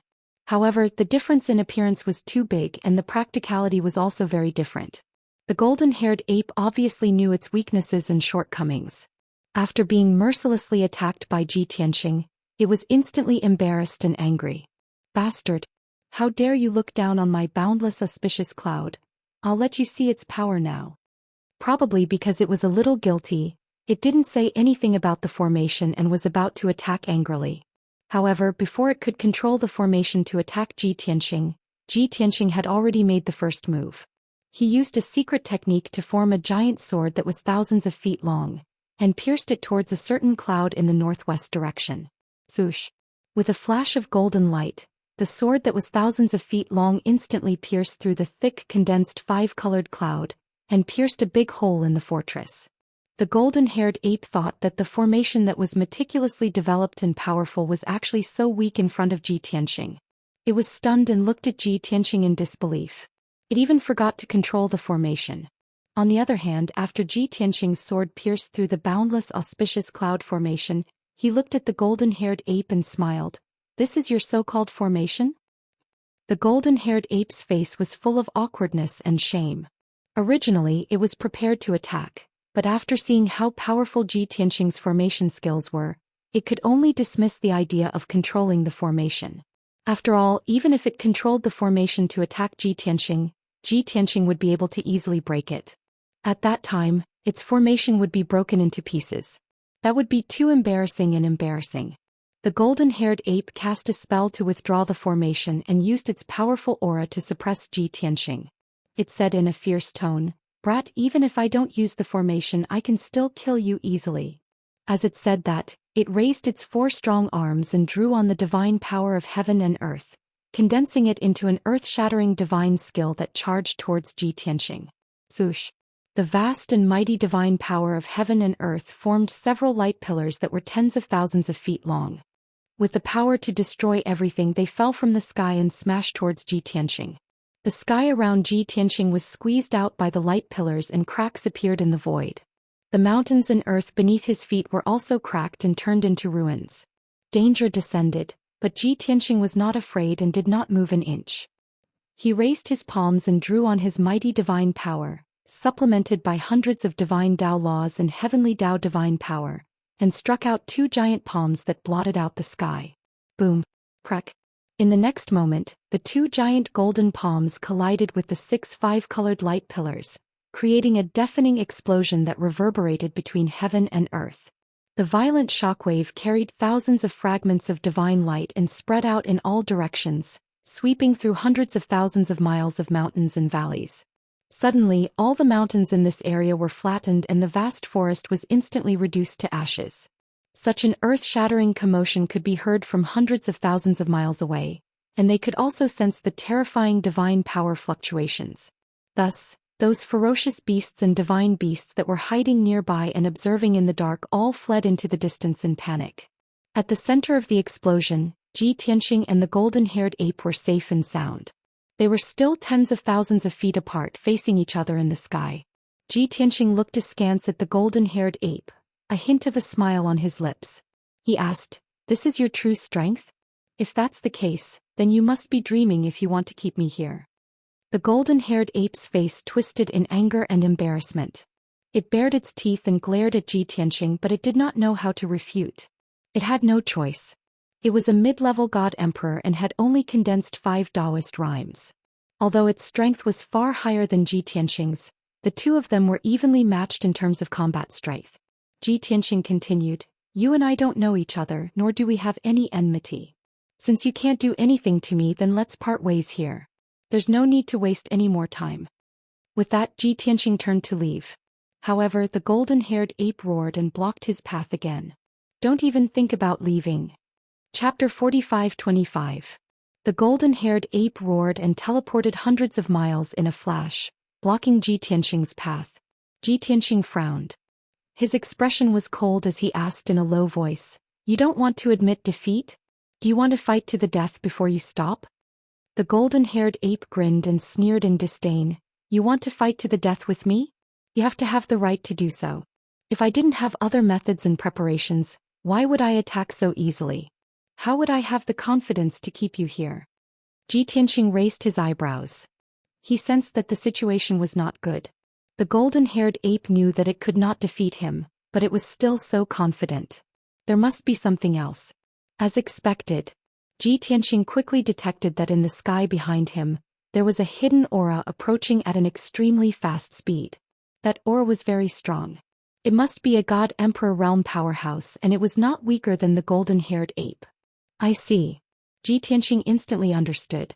It must be the golden-haired ape's helper. Zhoush. In the blink of an eye, that aura came close and stopped 100,000 feet away from Ji Tianxing. It removed its disguise and revealed its gigantic body in the sky.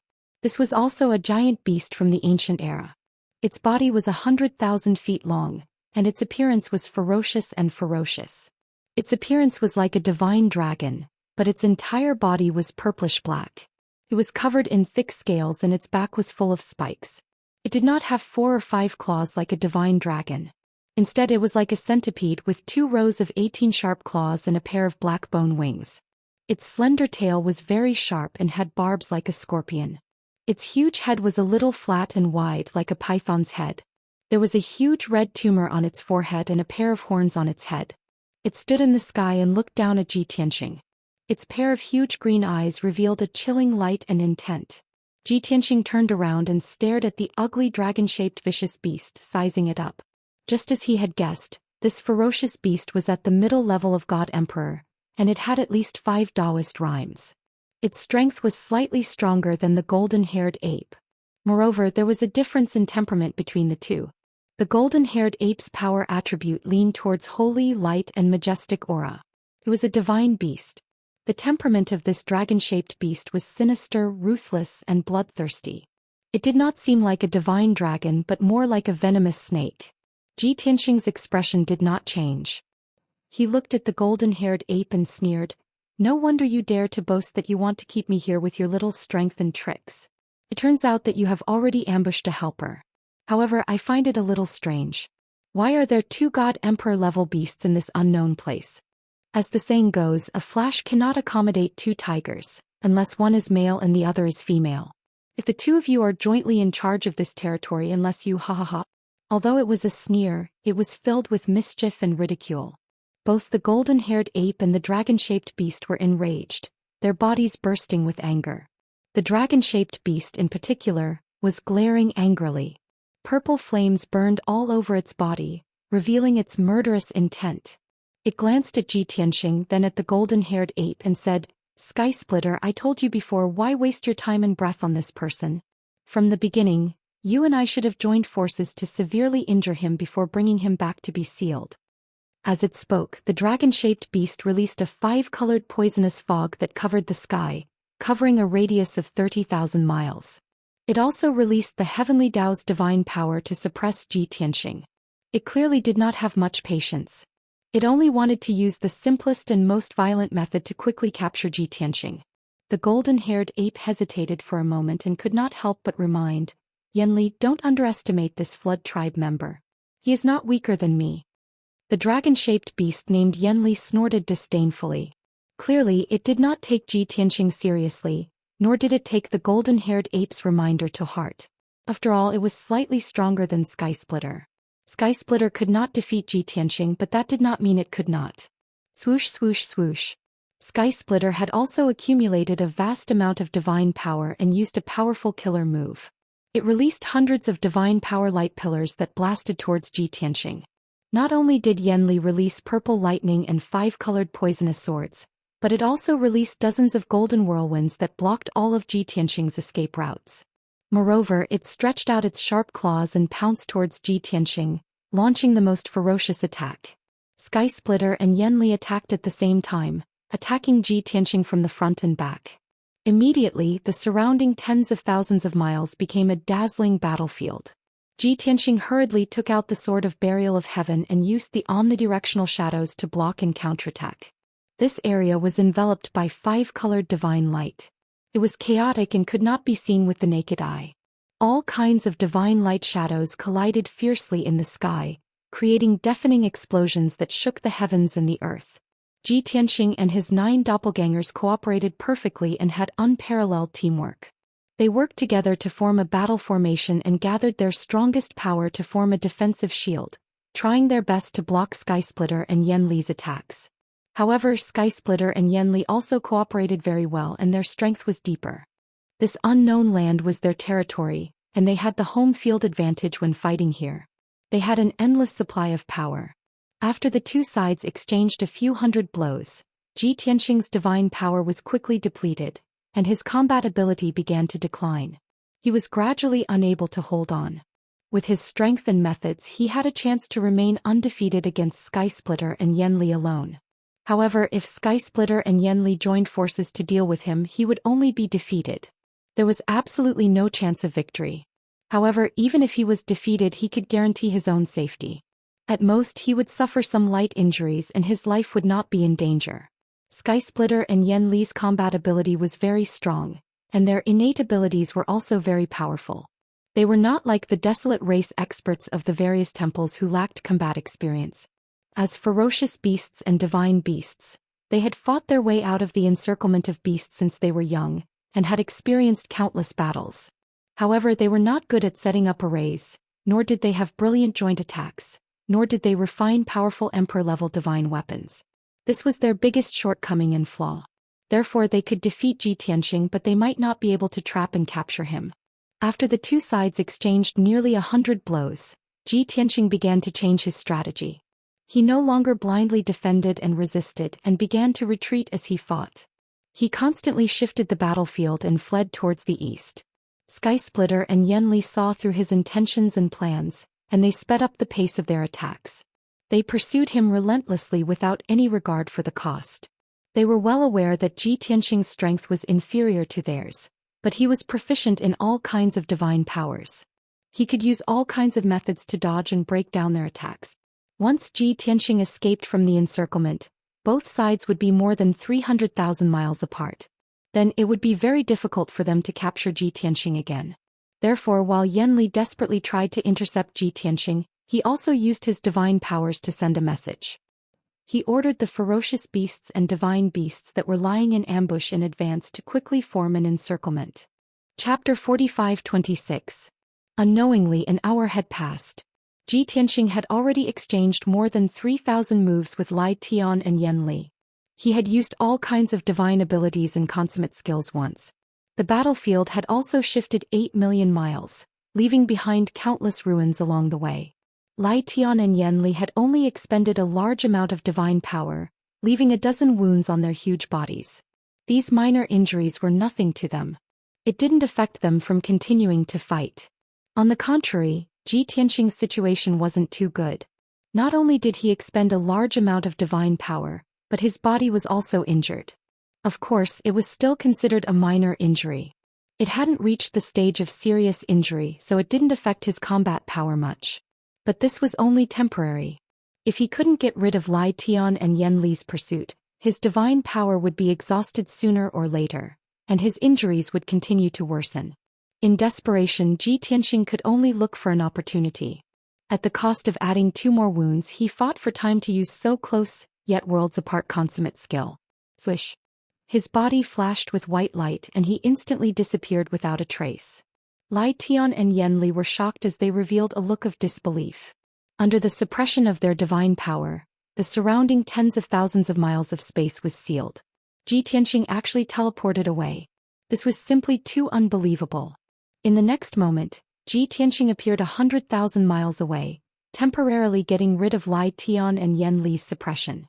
But after Lai Tian and Yen Li used their divine senses to detect his location, they instantly felt relieved and even sneered.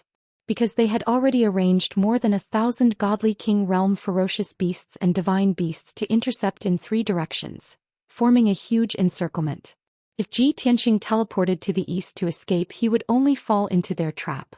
As expected, Ji Tianqing used so close, yet worlds apart to teleport 100,000 miles away and finally got rid of Lai Tian and Yen Li.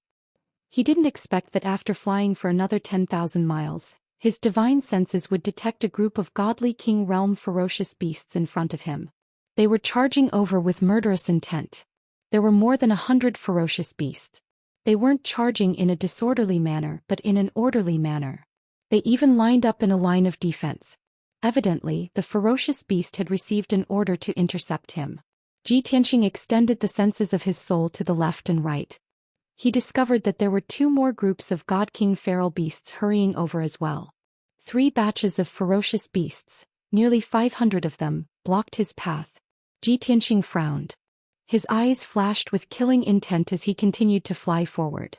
In just a few breaths, he had collided with over 100 ferocious beasts. Those ferocious beasts were around LV7 or LV8 Divine King realm. Although they were not strong enough to kill Ji Tianqing, they had the advantage in numbers and were not afraid of death. Boom boom boom. Rumble. Over 100 ferocious beasts rushed towards Ji Tianqing ferociously, using all kinds of innate abilities to attack Ji Tianqing. Some of the ferocious beasts even dashed towards him, baring their fangs and brandishing their claws as if they wanted to perish together with him. Tianxing could only attack from both sides.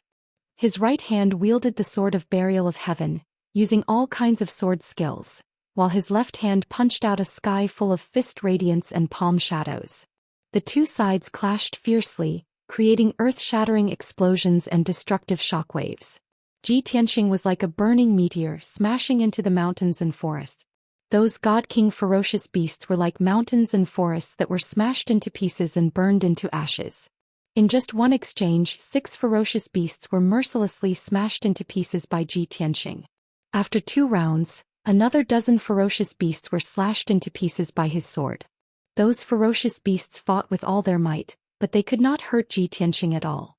Logically speaking, this was a battle of unequal strength. The remaining ferocious beasts should feel fear and quickly be defeated. However, they were ferocious beasts, not desolate race god spirits. They were uneducated, ferocious and bloodthirsty. They did not know what fear was.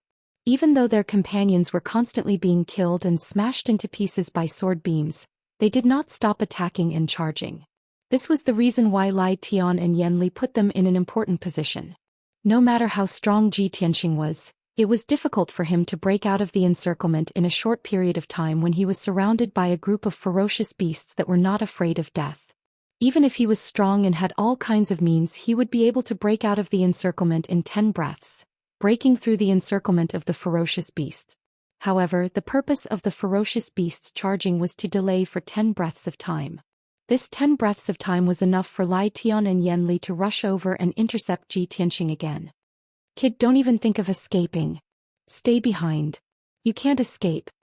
Lai Tian and Yan Li roared angrily and once again used their special abilities to attack Tianxing from the front and back. After they held back Tianxing, the remaining hundreds of ferocious beasts joined the battle and ferociously besieged him. Not long after, more than 300 ferocious beasts rushed over from the left and right. They also joined the battle without a word. Tianxing was completely surrounded. There were ferocious beasts in all directions and he was completely surrounded. It was truly impossible for him to escape even if he had wings. No matter how hard he tried to break out of the encirclement, killing batch after batch of ferocious beasts and constantly advancing towards the east, he was ultimately unable to escape Lai Tian and Yan Li's pincer attack. 15 minutes later, the battlefield shifted 1,000,000 miles to the east. Nearly half of the ferocious beasts that besieged Tianxing had been killed. There were still more than 200 left. Lai Tian and Yan Li's divine bodies also had a few new wounds. They were so deep that their bones could be seen. Purple or black blood constantly dripped from them. However, Tianxing's strength had been greatly depleted. His combat strength had clearly decreased and his appearance was in a sorry state. His white robe was ragged. Moreover, his body was covered in blood.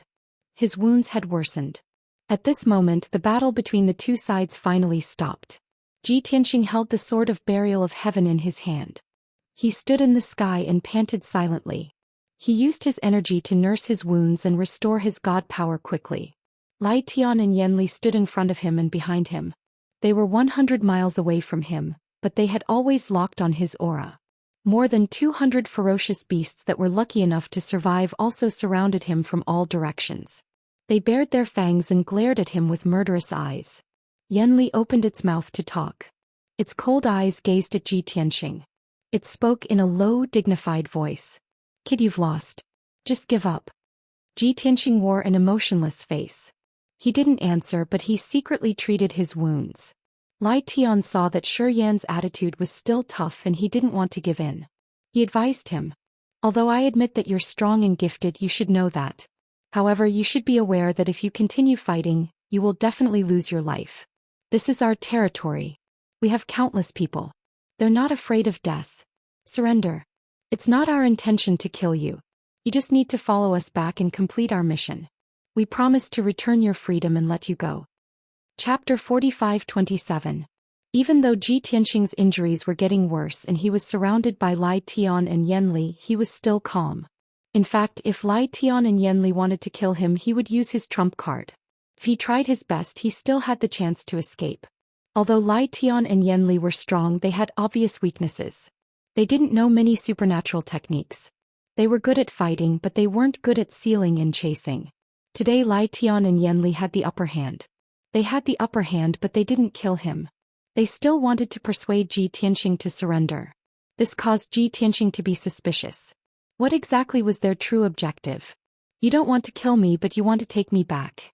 You want to imprison me for 100 years? Tell me, what do you want? If you don't make it clear, why would I go with you? Lai Tian and Yan Li's abnormal behavior made Ji Tianxing curious. He wanted to figure it out. Hearing Ji Tianxing's question, Lai Tian and Yan Li exchanged looks, but they didn't want to answer him. Ji Tianxing held his sword in front of him, talking with an indifferent face. If you don't answer, we will fight to the death. I want to see if you have any other tricks. What qualifications and confidence do you have to keep me here? In simple words, if Lai Tian and Yan Li couldn't explain it clearly, Ji Tianxing couldn't go back with them. If they could explain clearly that they didn't want to kill him, but had other ideas or requests, Ji Tianxing could consider it. However, Lai Tian and Yan Li were vague, which made people confused. Ji Tianxing felt that he had to try his best to break out of this siege. Seeing him accumulate god power and emit a thick murderous aura, Lai Tian and Yan Li knew that it was almost impossible to subdue him. They didn't have any deep hatred. If a fierce battle happened because of a misunderstanding, no one would get the upper hand in the end. The death of more than 200 King God Realm beasts was still within the range that Lai Tian and Yan Li could accept. If the situation escalated and there were more casualties, it would be hard to say. Most importantly, Sky Split and Yan Li were clearly aware in their hearts that if they really forced Ji Tianxing into a hopeless situation and he utilized his trump card, then they might not be able to stop him. Therefore, Lai Tian and Yan Li looked at each other, discussed in secret, and made up their minds. It wasn't convenient for Yan Li to speak. After all, its appearance was very ferocious. It was suitable for deterring the other party, but not suitable for negotiating. On the other hand, the appearance of the golden-haired ape Heaven Splitter was much gentler in comparison. It stared at Ji Tianxing and said in a calm and low voice, "Actually, we never thought of killing you from the very beginning. The reason why we did this was because we had no other choice. After all, it's impossible for you to agree even if we discuss it with you. We have no choice but to beat you into submission first and then ask you to come back with us and do something for us." Ji Tianxing helplessly rolled his eyes. What kind of bandit logic was this? However, it was possible to reason with the desolate race's gods, but there was no need to reason with these beasts and divine beasts. Their philosophy and creed was very simple. That was, whoever had the bigger fist was right. They could control and demand the other party. Ji Tianxing temporarily did not argue with them about the right or wrong of this point of view. Just based on the current situation, if he did not want to fight to the death, it seemed like he could only reconcile with them. Therefore, he patiently asked the golden-haired ape Lion, "Tell me, what do you want? What do you want this emperor to help you with?" Lai Tian hesitated for a moment, as if he was considering if he should reveal some unknown secret. However, Yan Li seriously considered it and nodded at Lai Tian. Lai Tian immediately gained confidence and did not hesitate any longer. He said to Ji Tianxing, "Actually, you don't have to worry too much. We will not deprive you of anything. Actually, with your intelligence and wisdom, you should have guessed it. As living beings born from the laws of the Khanate Tao, we have yet to be educated. We do not have any etiquette, so we naturally do not have much heritage to speak of. We are not like those flood race beings who have the mercy of the heavens. They have words, etiquette, and learned all kinds of divine powers. Ignoring cultivation techniques, we do not lack those things. With our own talent, we can absorb the heaven and earth powers. The main thing is refining weapons, setting up arrays, etc. It is definitely not something we can research in seclusion." Previously, Ji Tianxing had guessed that Lai Tian and Yan Li wanted to capture him because they were unable to set up arrays. After all, Lai Tian even wanted a supreme-grade king-ranked god-slaying battleship. This did not match its strength at all. Now Lai Tian's explanation verified Ji Tianxing's guess. That's right, the reason why Lai Tian and Yan Li intercepted him and wanted to capture him and imprison him for 100 years was to obtain the methods to refine weapons and set up arrays. Although their strength was very high, they could not be like the desolate race beings who were able to refine weapons and set up arrays, etc. They had also thought of negotiating with the desolate race beings to learn the corresponding techniques and knowledge from them. However, the desolate race beings had already formed a deep-rooted concept. They were extremely vigilant and guarded against the fierce beasts. Once they came into contact with them, they would start a fight. Skysplitter and Loathing couldn't leave the unknown lands and travel to the territory of a certain temple to learn what they wanted. This was because they were extremely dangerous targets in the eyes of the desolate race beings. Once their traces and auras were exposed, they would be besieged by the temple's forces. Helplessly, Lai Tian and Yanli could only stay in the unknown land and capture the desolate race beings who barged in and imprisoned them. Ji Tianxing nodded slightly. He understood Lai Skysplit and Yanli's actions and asked, "Over the years, you must have captured many gods and imprisoned them, right?" Lai Tian nodded and explained, "Every year there will be many God King realm desolate race warriors who barge into our territory and are captured by us as slaves. However, we only want the methods to refine weapons and set up arrays that they have mastered. We will try our best not to harm their lives. Every slave can only work for 100 years before we release them, allowing them to regain their freedom." Ji Tianxing pricked his eyebrows and muttered to himself, 100 years is enough for you to squeeze those desolate race god kings dry and learn the techniques they have mastered. It's no wonder this emperor saw some fierce beasts and divine beasts using weapons. They were even equipped with armor and life-saving divine weapons. This emperor thought that you had killed many desolate race gods and snatched them from their hands. Now, from the looks of it, you must have learned the methods to refine weapons and develop them yourself, right? Lai Tian hurriedly nodded in agreement. He explained to Ji Tianxing how much they yearned to master the methods to refine weapons and set up arrays. They hoped that Ji Tianxing could help them. Chapter 45-28. Previously, both sides were at loggerheads with murderous intent. Now that everything was said and explained clearly, the atmosphere gradually calmed down. The negotiation was still carried out by Lai Tian. Yanli listened silently and gave the order to disperse the surrounding beasts. Those godly king realm beasts and divine beasts were still murderous and ferocious. After receiving Yanli's order, they immediately restrained their killing intent and anger. They silently turned and left, quickly disappearing into the horizon. Seeing this scene, Ji Tianxing put away the Burial of Heaven sword and began discussing with Lai Tian. "Since when did you capture the desolate race gods that intruded into your territory and extract what you want from them?"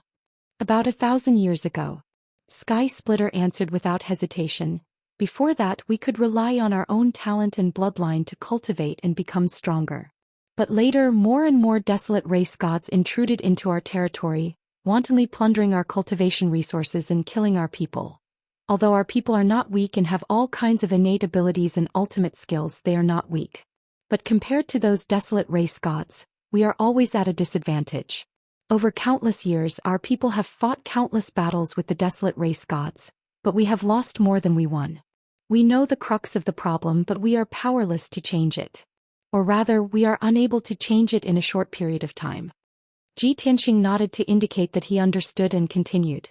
"So, you want to learn refining and array formation techniques from the desolate race gods, so as to deal with them and protect your people. You are no longer blindly killing those desolate race gods. Instead, you are capturing them and imprisoning them. You are learning the desolate race's language and writing from those desolate race gods, as well as refining and array formation techniques. Although it takes a long time to see results, it can solve the problem fundamentally. Only by grasping the corresponding techniques can you strengthen all your people and fight against the various temples." Lai Tian revealed a wry smile and explained, "It's not that we want to fight against those temples, but we want to strengthen ourselves and protect ourselves. We are the first living beings to exist in this world. We are blessed with talent and bloodline, but we do not have the wisdom and means of the desolate race gods. They were developing too quickly, constantly expanding their territory, wantonly plundering all the resources and treasures. In fact, they even treat us, the ancient era's living beings, as targets to be hunted and treasures to be seized. My godhead, my body, my bones, my eyes, and my blood are all priceless treasures to them." Even though Skysplitter was a god emperor, one of the most powerful living beings in this world, he was still a god emperor. But when it said these words, its tone was still filled with frustration, helplessness, and resentment. It was obvious that in the past tens of thousands of years, it must have seen too many ferocious beasts and divine beasts being hunted and dismembered by the desolate race's gods, turning into various materials and treasures. The desolate race's god's spirit thought of himself as the master of the planet of origin. All the beasts and divine beasts were prey, targets for him to plunder. However, these ferocious beasts and divine beasts also had intelligence and thought. They were the first race to live on the planet of origin. Naturally, they were unwilling to be oppressed and hunted. After understanding these twists and turns, Ji Tianqing felt a trace of sympathy for the ferocious beasts and mythical beasts. But most importantly, he could understand and agree with Skysplitter's thoughts and actions. Skysplitter, since you hate the desolate race's god spirit so much, why didn't you kill them after capturing them and enslaving them for 100 years? Why did you let them go? Ji Tianqing looked sharply at Skysplitter and asked this very sharp question. Although Skysplitter and Yanli gave him the impression that they were the type who were easy to see through, they were not shrewd or scheming. But one had to be wary of others. He could never truly trust Skysplitter and Yanli. As the old saying goes, those who are not of the same race are bound to have different intentions. A helpless and bitter smile flashed in Skysplitter's eyes again. He explained, in fact, those desolate races God's spirit treat our people as prey. For 90,000 years they have killed countless of our people. Even if we killed every invader, it would be justified and there would be nothing wrong with it. However, to our west is the Kongming Temple and to our east is the Shangqing Temple. No matter which one of them, their power and heritage far surpass ours. If we were to kill all the invading desolate races God's spirit, many a little makes an ocean, and we would definitely become enemies with the two great temples, causing a large-scale war to break out. When that happens, we will definitely not be a match for the two great temples. We will definitely be severely injured or even completely destroyed. Skysplitter's words implied that their power and heritage were too weak, so they did not dare to offend the two great temples too much. Hence, no matter how much they hated the people of the two great temples, they could only swallow their anger and think of ways to strengthen themselves first. This explanation was rather reasonable. Ji Tianqing nodded and continued, there isn't much problem with your train of thought and plan. However, by capturing those God-King realm desolate races God spirit, you can only learn some superficial methods of refining weapons, setting up arrays and refining pills. Even if you have mastered those basic magical powers and spells, it will take a long time to master them and comprehend the mystic techniques of the God Emperor realm. Skysplitter nodded in agreement and said, that's right. For more than 1,000 years, I have learned more than 3,000 methods of refining pills, refining weapons and setting up arrays. After filtering and summarizing, I finally summed them up to more than 1,500 methods, which I focused on cultivation and research. However, until now I can only set up a king-level array. I can't even refine a battleship or divine pill of the same level. Ji Tianqing glanced at him with sympathy in his eyes and said, is it the boundless auspicious cloud array that you set up previously? Forget it, that thing can't even be considered a king-level array. It can't even be considered a large array.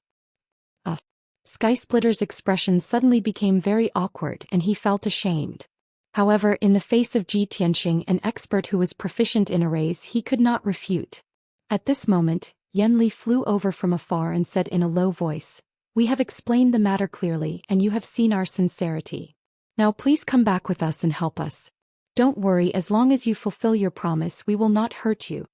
As if he was afraid that Ji Tianqing still had some concerns and doubts, Skysplitter added, although we hate the desolate race's god spirit, we are also afraid of the Kongming Temple and the Shangqing Temple.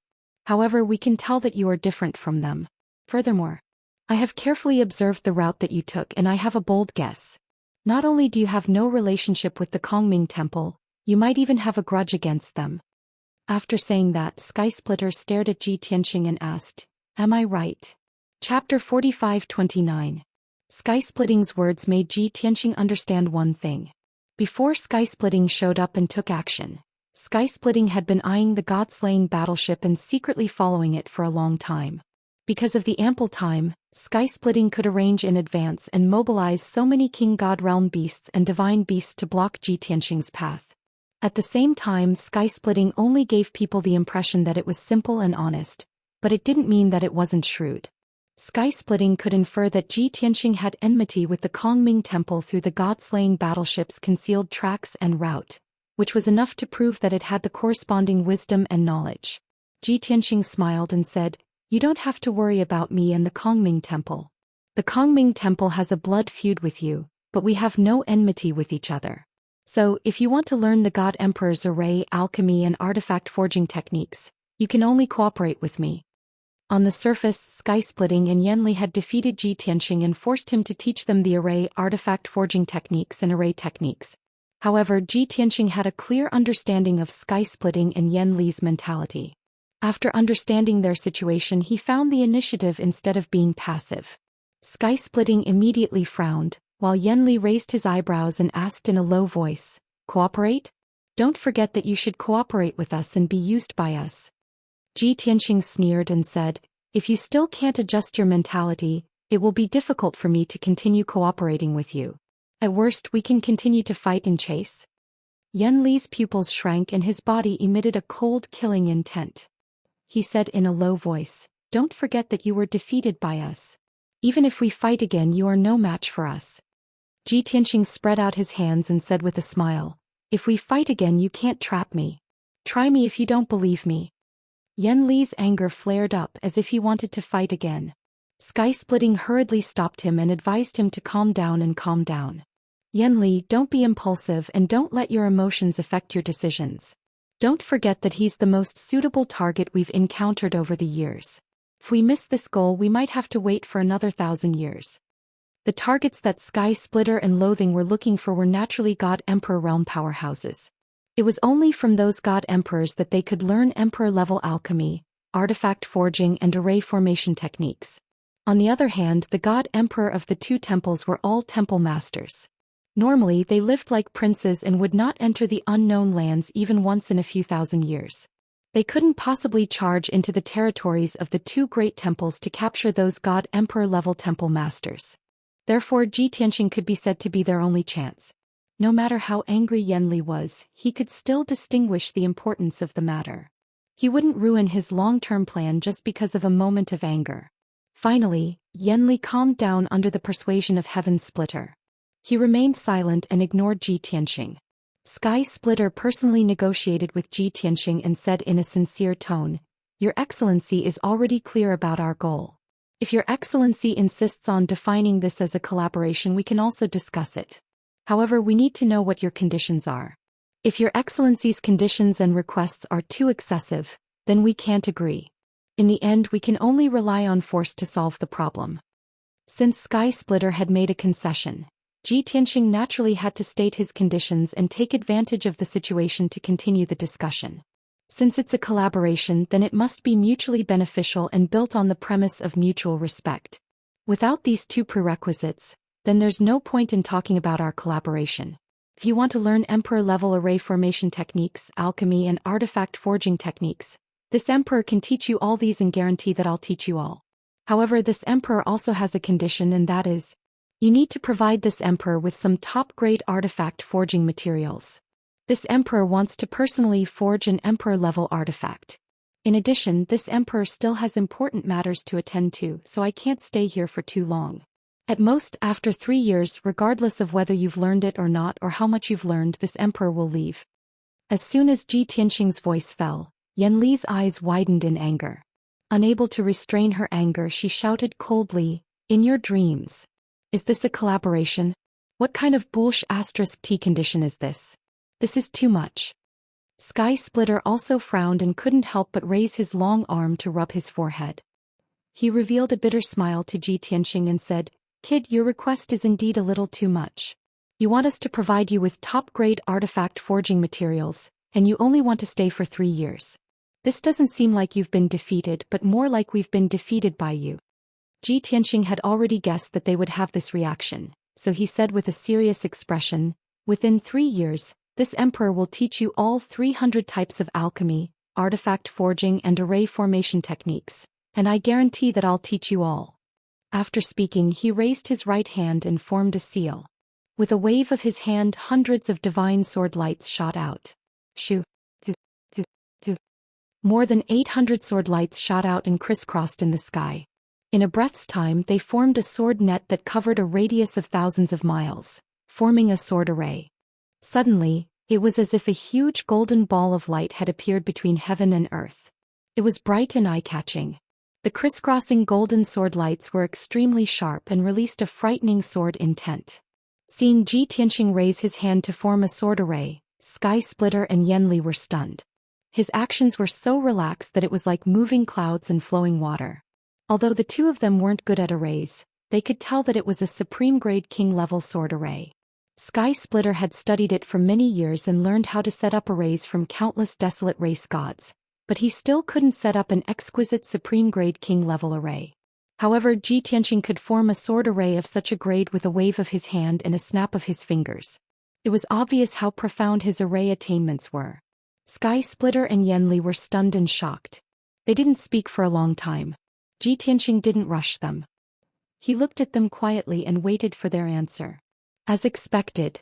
After all, it was this move that shocked Sky Splitter and Yanli. At the same time, Sky Splitter and Yanli were too eager to learn about arrays, refining weapons and alchemy. The two of them looked at each other for a moment and discussed with voice transmissions. Finally, Sky Splitter agreed to Ji Tianqing's conditions. Good. We can agree to your conditions. 3 years later, I want to be like you, forming a divine array with a snap of my fingers. Are you confident that you can do it? Sky Splitter stared at Ji Tianqing with eyes full of expectation. Ji Tianqing revealed a playful smile and said, "What's so difficult about that?" "Very good." Sky Splitter and Yanli were finally relieved. The worry and apprehension in their hearts dissipated instantly. Then, under Ji Tianqing's request, the two sides formed an alliance and recited the oath together. Sky Splitter and Yanli wanted to use the ancient oath of the beast race to express their sincerity and determination.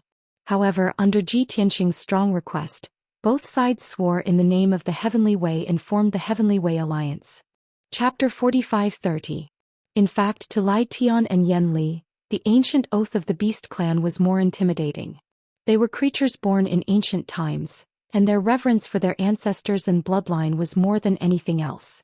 They didn't have much reverence for the illusory Heavenly Way. But Ji Tianqing asked them to form an alliance in the name of the Heavenly Way. Firstly, he trusted the binding power of the Heavenly Way. Secondly, he did it on purpose. He wanted to test the Heavenly Way's power on the planet of origin and see if there was any difference between it and the Heavenly Way's power in the God realm and the outer realms. The result was obvious. When he, Lai Tian, and Yanli formed the Heavenly Way Alliance, there was an earth-shattering thunder in the sky, and a phenomenon that lasted for tens of thousands of years appeared. Ji Tianqing could clearly feel that the Heavenly Way's power was extremely abundant, almost condensing and enveloping them. It turned out that the Heavenly Way's power on the planet of origin was far more intense than anywhere else. Perhaps the origin of the Heavenly Way also came from this planet? This thought flashed through Ji Tianqing's mind. After the alliance was formed, the cooperation between the two sides was established. Then Lai Tian and Yanli took Ji Tianqing and rushed to their nest. Lai Tian had the appearance of a golden-haired ape, while Yanli's appearance was more like a winged serpent, and it was naturally more suitable for flying and attacking. So, Yanli naturally became a means of transportation. Not only was Ji Tianqing standing on its back, but even the 1,000-foot-tall golden-haired ape was standing on its broad back. Fortunately, Yanli's body was big enough. Its body was tens of thousands of feet long, so the golden-haired ape standing on its back didn't look out of place. Swoosh. Yanli was silent. It flew into the sky expressionlessly, turned into a stream of light and went straight to the northwest. It traveled as fast as lightning, crossing thousands of mountains and rivers. Along the way, Ji Tianqing saw countless ferocious beasts and divine beasts between the mountains and the earth. No matter what those ferocious beasts and divine beasts were doing, as long as they sensed the auras of sky-splitting and loathing, they all stopped what they were doing and knelt down respectfully in worship. From Ji Tianqing's point of view, even if the temple masters of the Kongming Temple appeared in the territory of the dozens of branches, the people might not be able to recognize them, let alone kneel and worship them. He really didn't know how Lai Tian and Yanli did it. They were actually able to make the millions of ferocious beasts and divine beasts in the unknown land feel reverence from the bottom of their souls. Perhaps there was a natural suppression of the beast's bloodline? Along the way, Yanli kept silent. Ji Tianqing and Skylai would talk to each other occasionally to ask about the general situation of the beast race. This unknown land was larger than the territories of the Kongming Temple and the Shangqing Temple. The number of ferocious beasts and divine beasts living there far exceeded the number of people in the two temples. Even Heaven Splitting and Yanli couldn't tell how many beast race clansmen they had under their command. Almost 99% of the ferocious beasts and divine beasts still maintained their primitive habits. They lived in forests, cliffs, mountain streams, or in natural caves. Only an extremely small number of godly monarch realm divine beasts would use their divine powers to open up cave abodes in the vast heaven and earth. Of course, those cave abodes were very crude and simple. They were far from being comparable to the cave abodes built by the desolate race. Tianxing couldn't help but guess that Lai Tian and Yan Li's lair was probably in a dangerous place. All they had to do was dig out a few cave abodes. 2 days later, Yan Li carried Tianxing and Sky Lai back to their lair. Facts had proven that Tianxing had underestimated Lai Tian and Yan Li's enterprising spirit. Their lair was indeed in between the vast mountain ranges and the rivers. It spanned a radius of 5,000 kilometers, and they had used various means to encircle it. And in this 5,000 kilometers of mountains and rivers, they had built huge palaces and pavilions on more than 20 mountain peaks. Many of the mountain peaks and rivers weren't in their original state. They had used their divine powers to adjust them, transforming them into even more magnificent scenery. For example, there were colorful rainbow bridges that spanned across the sky, connecting 2 large mountains that were thousands of kilometers apart. There were floating pavilions that stood above the surging rivers and below the cliffs that were shrouded in clouds, absorbing the divine powers of the heaven and earth to their heart's content. Although the buildings and array formations in this region weren't exquisite enough, and were even somewhat crude. But from this, it could be seen that Lai Tian and Yan Li truly wanted to learn the skills of the desolate race's god, so as to change the lifestyles and cultivation methods of the beast race. In addition, Tianxing discovered that the array formations and palaces had the unique style of the desolate race. He immediately understood that the transformation work in this region was mostly done by the desolate race's slaves. Yan Li stopped high in the sky and looked down at the world thousands of kilometers below. Lai Tian pointed at the magnificent scenery around him and introduced it to Tianxing. Long Tian, this is our lair. No, it should be called a capital city. We have named this place Li City. Li City? Tianxing repeated the name and felt like laughing. Lai Tian was a little embarrassed. Before he could speak, he said, I know that our Li City is still very simple at present. It's far from comparable to the desolate race's cities. But we have been constantly learning skills from the desolate race's living beings. One day we will build this place into a bustling and beautiful city. Tianxing stared at Sky Splitter. When he saw it say these words, his bright eyes revealed a strong sense of confidence and determination. He knew that Lai Tian would definitely do what he said.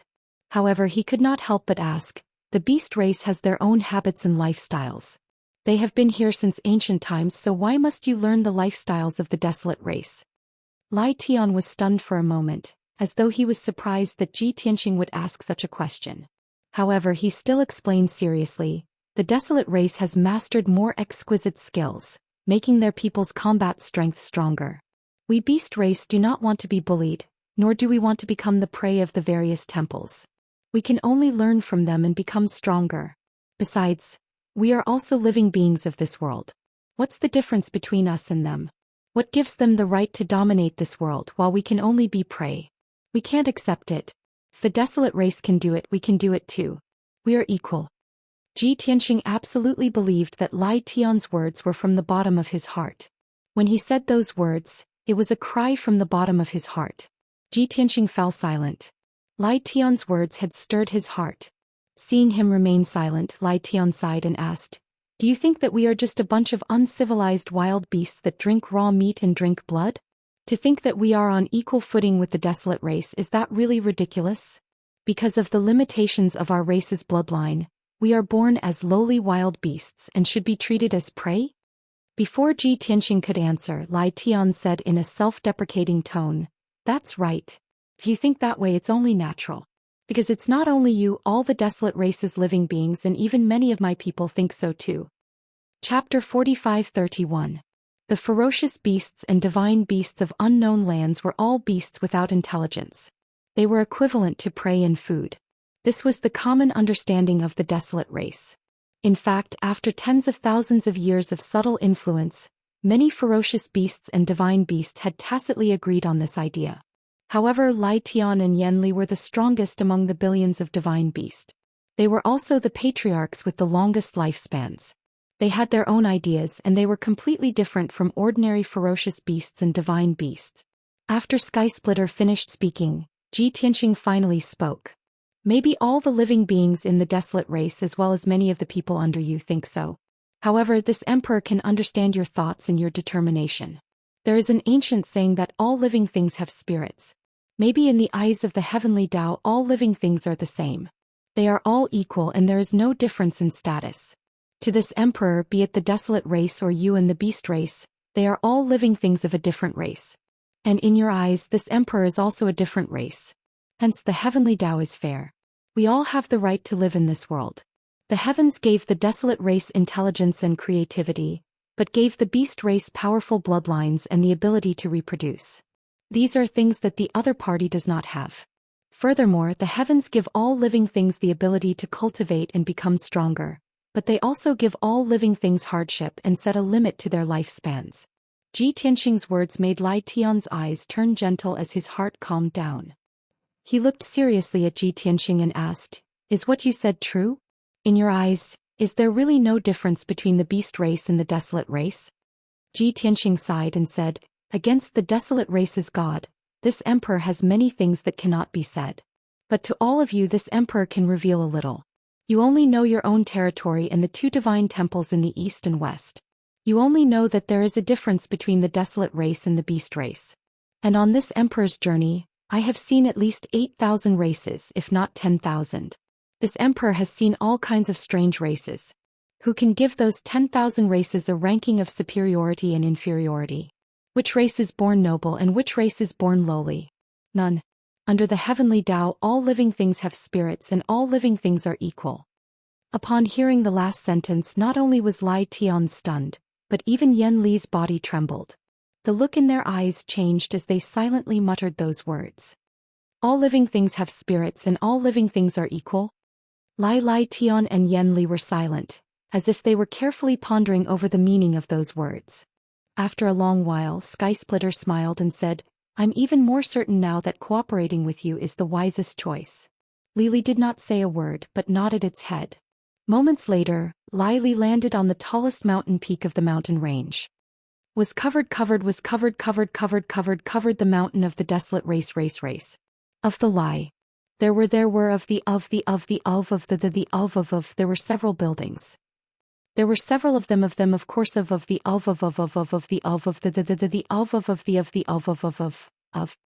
course, she only looked like a human.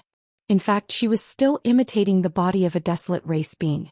It was very difficult to change the characteristics of her race. Even after taking on human form, she still had a pair of black wings and a red bead on her forehead. Furthermore, she still looked somewhat ferocious. Her aura was still gloomy and cold.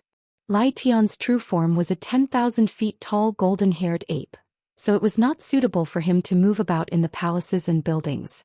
Therefore he had shrunk his body, turning into a 10-foot-tall golden-haired man. His body was very similar to a human's, but his face was still that of an ape. Ji Tianqing sized them up a few times and asked with a smile, "Their bodies should be 10,000 feet or 10,000 feet tall. However, due to imitating the lifestyles of the desolate race, they have to become this tiny. Only then can they enter the palaces and pavilions. You must be very uncomfortable with it, right?" If Lai Tian and Yan Li had expressed their affirmation, he would have taken the opportunity to persuade them to give up on learning and imitate the lifestyle of the desolate race. This was because from his point of view it was not necessary at all. However, Lai Tian answered without any hesitation, "In the first few decades, we were indeed not used to it. However, we have been practicing for hundreds of years, so we have slowly gotten used to it." Since they were already used to it and insisted on continuing, Ji Tianqing did not try to persuade them any further. The three of them walked into the relatively magnificent palace. Immediately many guards bowed and greeted them. Many maidservants came to serve them. Ji Tianqing took a look and realized that most of the guards and maidservants were godly king realm beasts or divine beasts. Only a small portion of them were desolate race slaves. Needless to say, the magnificent palace beneath their feet was built by the desolate race's godly kings. 2 hours later, Lai Tian and Yan Li gathered more than 10 divine beasts and beasts for a meeting in the meeting hall. These 18 divine beasts and beasts were the experts under their command. They were basically peak godly kings and were the lords of their respective regions. They had shrunk their bodies and appeared in the meeting hall in human form. By gathering in the hall for a meeting, they were of course imitating the desolate race's habits. Although it was called a meeting, it was actually Lai Tian introducing Ji Tianxing to the lords under his command and explaining Ji Tianxing's purpose for coming. In the next 3 years, Ji Tianxing would be the God Emperor expert that they had specially invited. He would teach them all kinds of alchemy, refining weapons and setting up arrays. The 18 lords could announce in their territories that talented, intelligent and outstanding beasts could come to Li City to observe and learn. In addition, Lai Tian also ordered the 18 lords to do their best to search for top treasures and refining materials. The 18 lords acknowledged the order and left after the meeting ended. Following that, Lai Tian arranged a residence for Ji Tianxing. However, Ji Tianxing did not like to squeeze in a palace with so many divine beasts. Furthermore, the palace was rather simple and crude. Many of the arrays were of a lower level. Hence, Ji Tianxing revealed another skill in front of everyone. He controlled the heaven and earth divine powers, and in a short span of 4 hours, he created a palace with his own strength.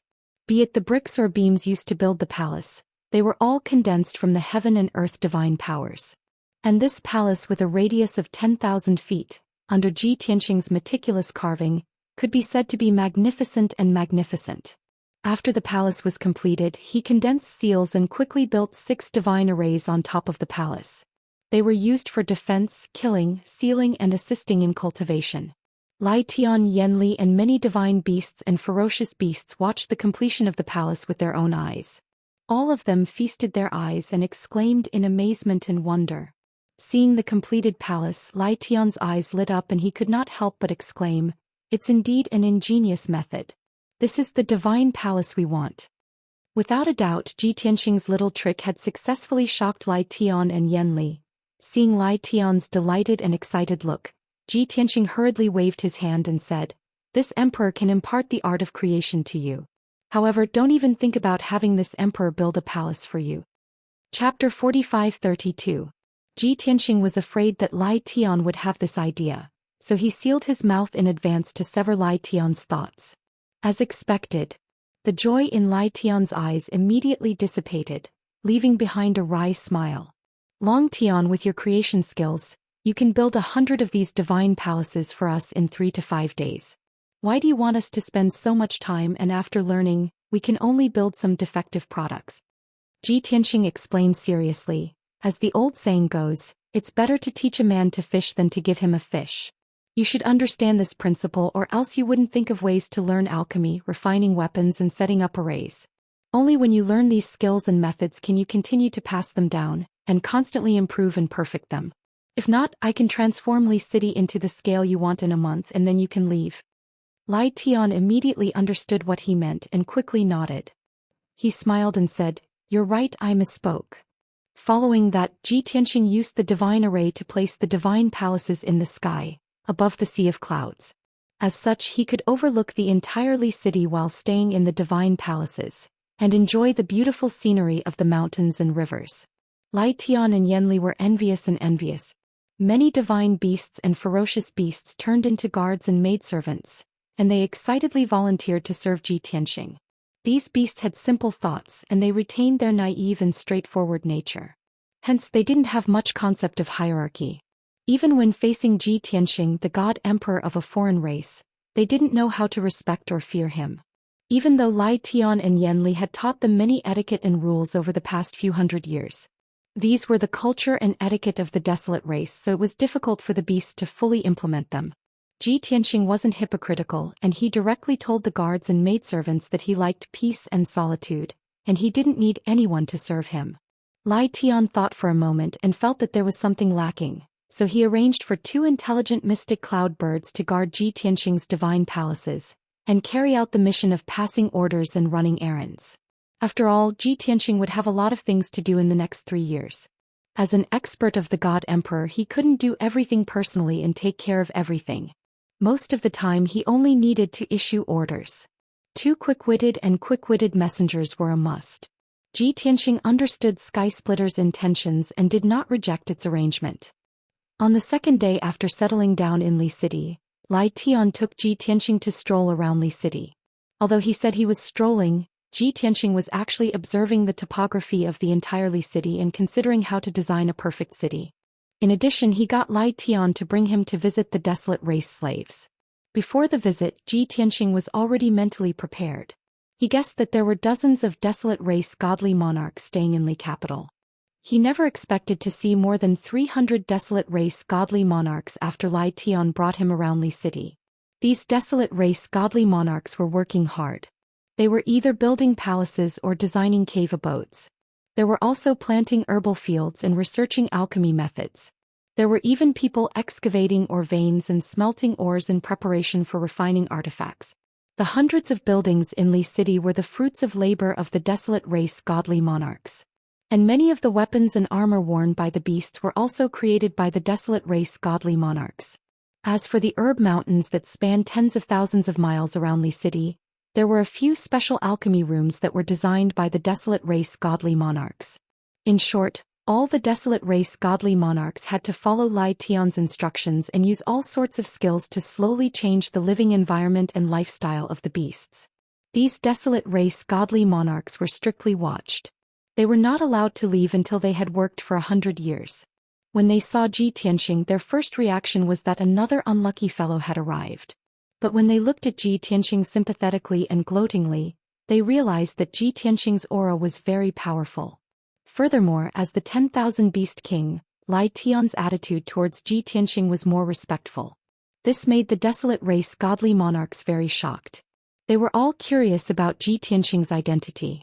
Ji Tianxing did not stay for long, nor did he converse with the desolate race godly monarchs. After touring Li City once, he returned to his residence in the Divine Palace and began planning his future affairs. The Divine Palace's doors were tightly shut and he was the only one inside. Furthermore, there was an exquisite divine array protecting him, making it very well hidden. Lai Tian knew that he was considering important matters, so he did not disturb him. Instead, he arranged for the various territorial lords to bring their people to study as soon as possible. 3 years was too short for him. Time was too tight.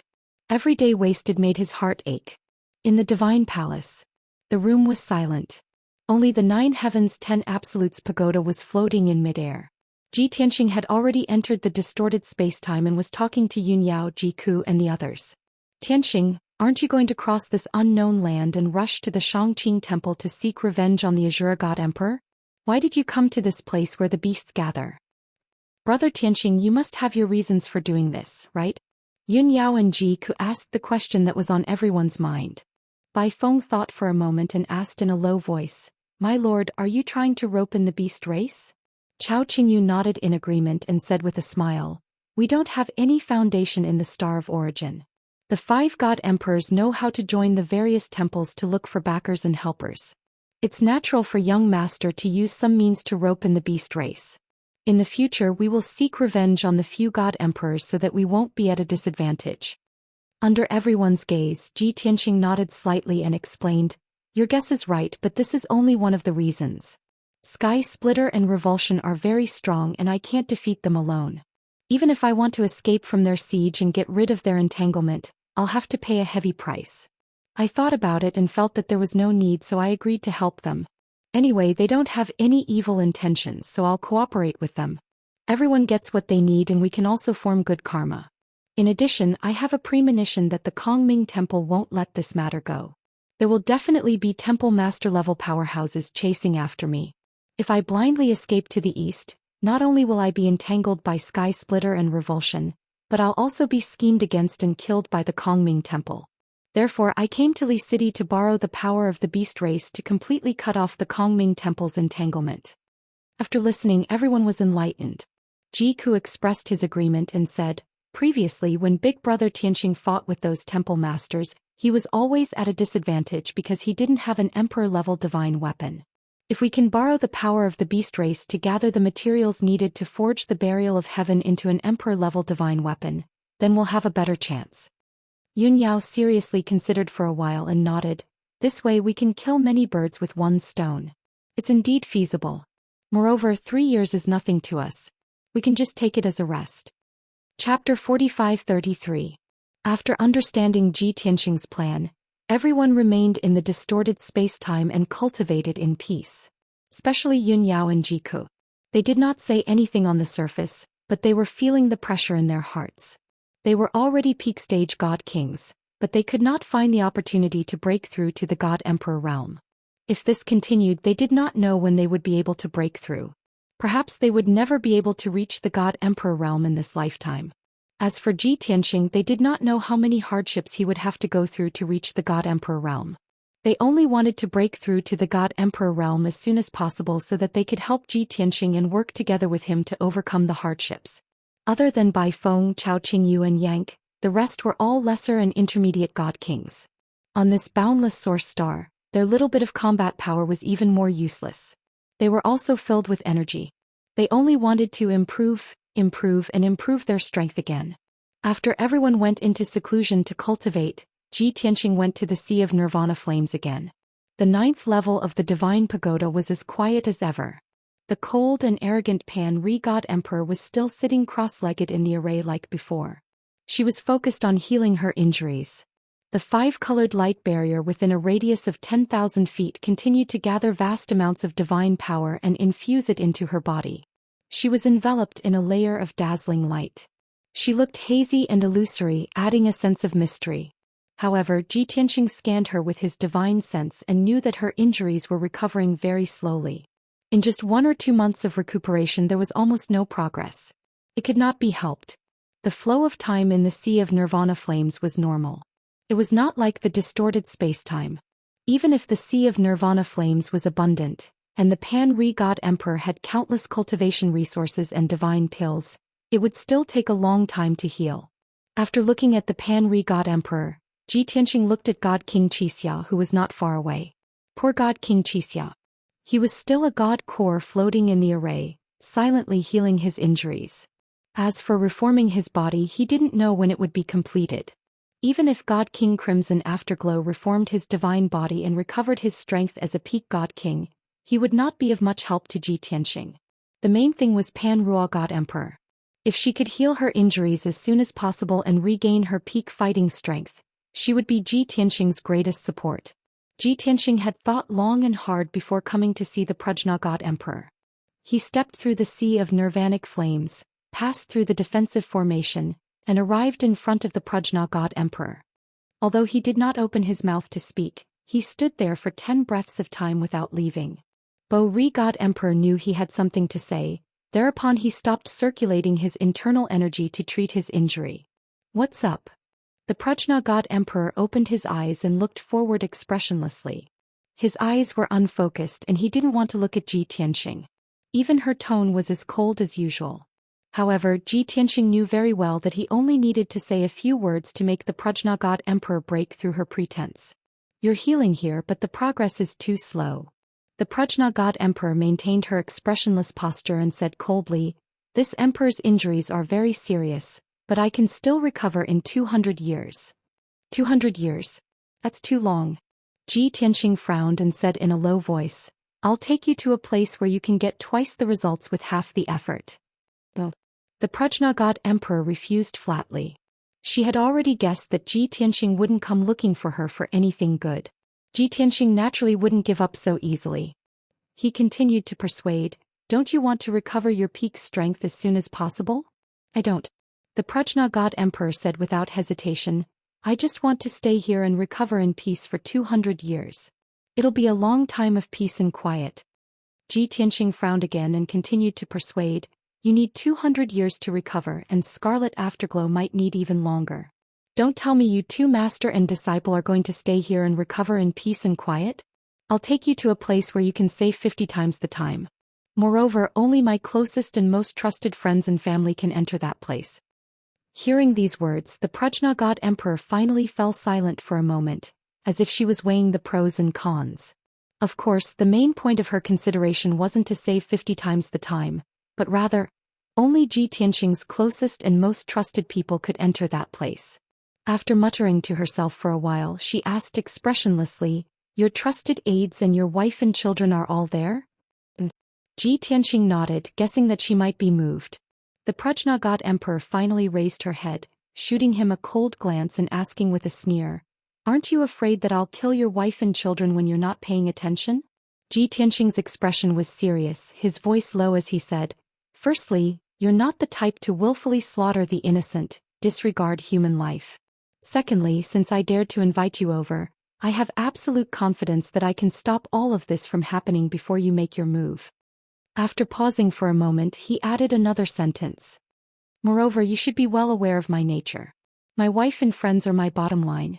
If anyone dares to touch my bottom line, I will make sure they die without a burial place." The Prajna God Emperor's expression didn't change in the slightest, but her heart was filled with a bit of bitterness and hatred. She didn't answer whether she would go or not, but instead asked, "You're in such a hurry to help me recover my strength, so you must have run into some trouble and want me to risk my life for you, right?" Ji Tianxing spread out his hands. "We've already formed an alliance and are working together. If I run into any danger or trouble, of course you'll fight alongside me. What's wrong with that?" The Prajna God Emperor coldly glared at him, sneering, "Only a shameless bastard like you can make using others sound so fresh and refined." Ji Tianxing ignored her, minding his own business as he waved his hand and cast a spell, removing the Prajna God Emperor and Crimson Dawn's array. "If you don't say anything, I'll take it that you agree. As her master, even if you don't think for yourself, you have to think for Crimson Dawn." As he spoke, he had already removed the two arrays enveloping the Prajna God Emperor and Crimson Dawn, and with a wave of his hand summoned Crimson Dawn's godhead. The Prajna God Emperor glared at him again, muttering in a low voice, "Shameless." Ji Tianxing ignored her words, turned around and left with Crimson Dawn's godhead. The Prajna God Emperor was helpless, she could only frown and follow him with a cold expression. Moments later, the two entered the distorted spacetime, flying into the depths of spacetime. When they arrived at the foot of the Crimson Flame Sacred Tree, the Prajna God Emperor saw many floating platforms, arranged in an orderly manner. On these wide platforms, there were various races of different appearances, gathered in groups of 3 to 5, all focused on cultivating. All of them had the strength of a deity king. Only 2 of the most beautiful women had reached the peak of the deity king realm.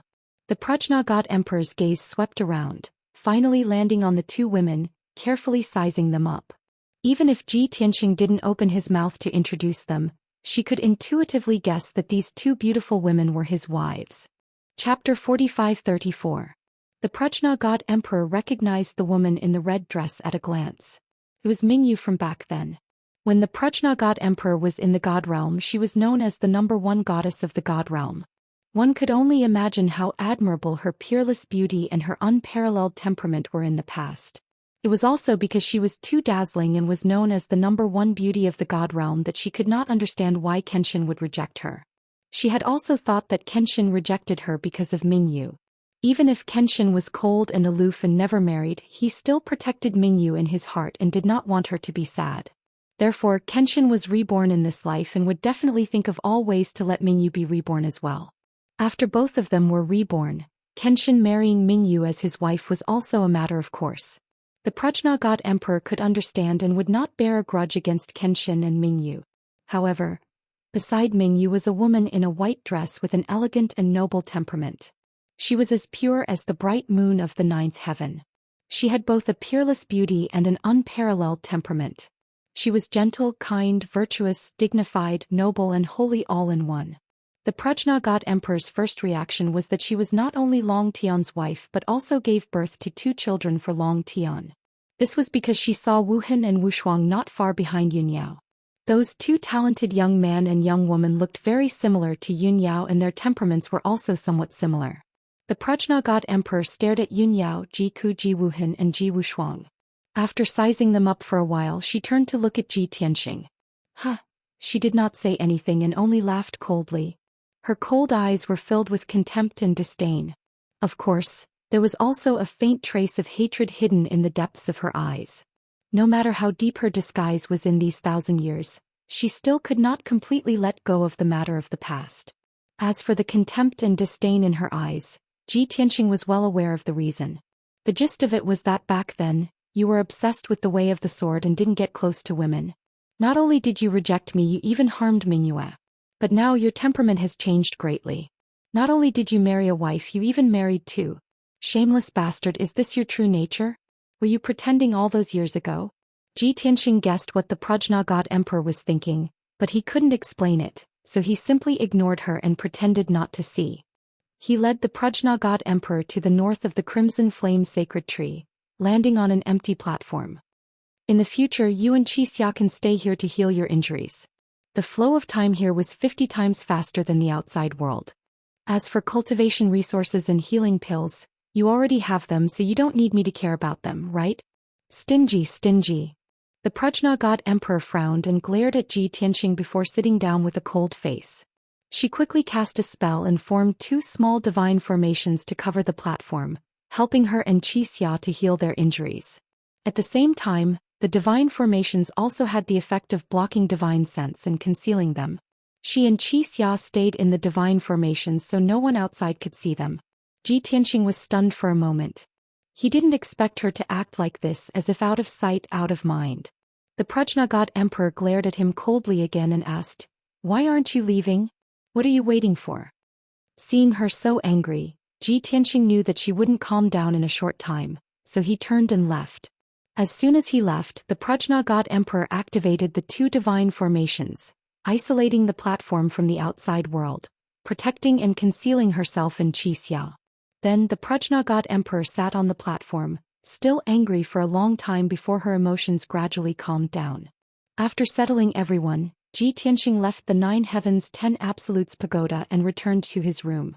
He didn't need to think too much about helping the beast race and imparting skills to the ferocious beasts and divine beasts. He already had the corresponding plans and preparations in his heart. He first took out 2 specially made jade slips and chose 10 divine powers and mystic techniques, recording them in the jade slips. These 10 divine powers and mystic techniques were all at the God Emperor's level, or rather skills. They were all for setting up arrays, refining pills and refining weapons. Lai Tian and Yen Li had already shown sufficient sincerity, so he naturally had to express his sincerity to reassure them. These 10 divine powers and skills were specially for Lai Tian and Yen Li. For nearly 1,000 years, the 2 of them had captured countless desolate race god kings and learned thousands of alchemy, refining weapons and setting up arrays. However, those were all at the god king level. Even if they were mastered, they wouldn't be of much use, much less be able to comprehend them on their own and raise them to the God Emperor level. As for the 10 God Emperor level skills that Ji Tianxing chose, although they were relatively simple and entry-level skills, they were most suitable for Lai Tian and Yen Li to cultivate. They were definitely what they wanted the most. After recording the 10 Emperor level skills, Ji Tianxing kept the 2 specially made jade slips. Following that, he chose another 300 God King level skills and recorded them in 3 separate jade slips. In these 3 jade slips, there were 100 ways to set up arrays, 100 ways to refine pills and 100 ways to refine weapons. For a long period of time in the future, Ji Tianxing would choose skills from these 300 skills when he imparted them to the God King realm beast race. This was because the 300 skills he chose were relatively basic and important skills. Not only could it ensure that the God King realm beast race could learn them quickly, it could also help them build a good foundation, allowing them to refine pills, refine weapons and set up arrays more efficiently. Of course, among these 3 skills, the way to set up arrays was the most important. It was also a necessary technique for refining pills and weapons. If one couldn't set up a suitable array, it would be a fool's dream to refine pills and weapons successfully.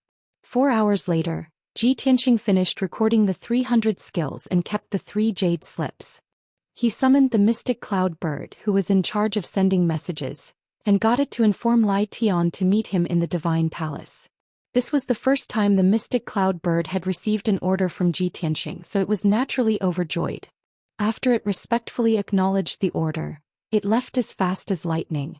Lai Tian had been waiting for Ji Tianxing's news, afraid that time would be wasted.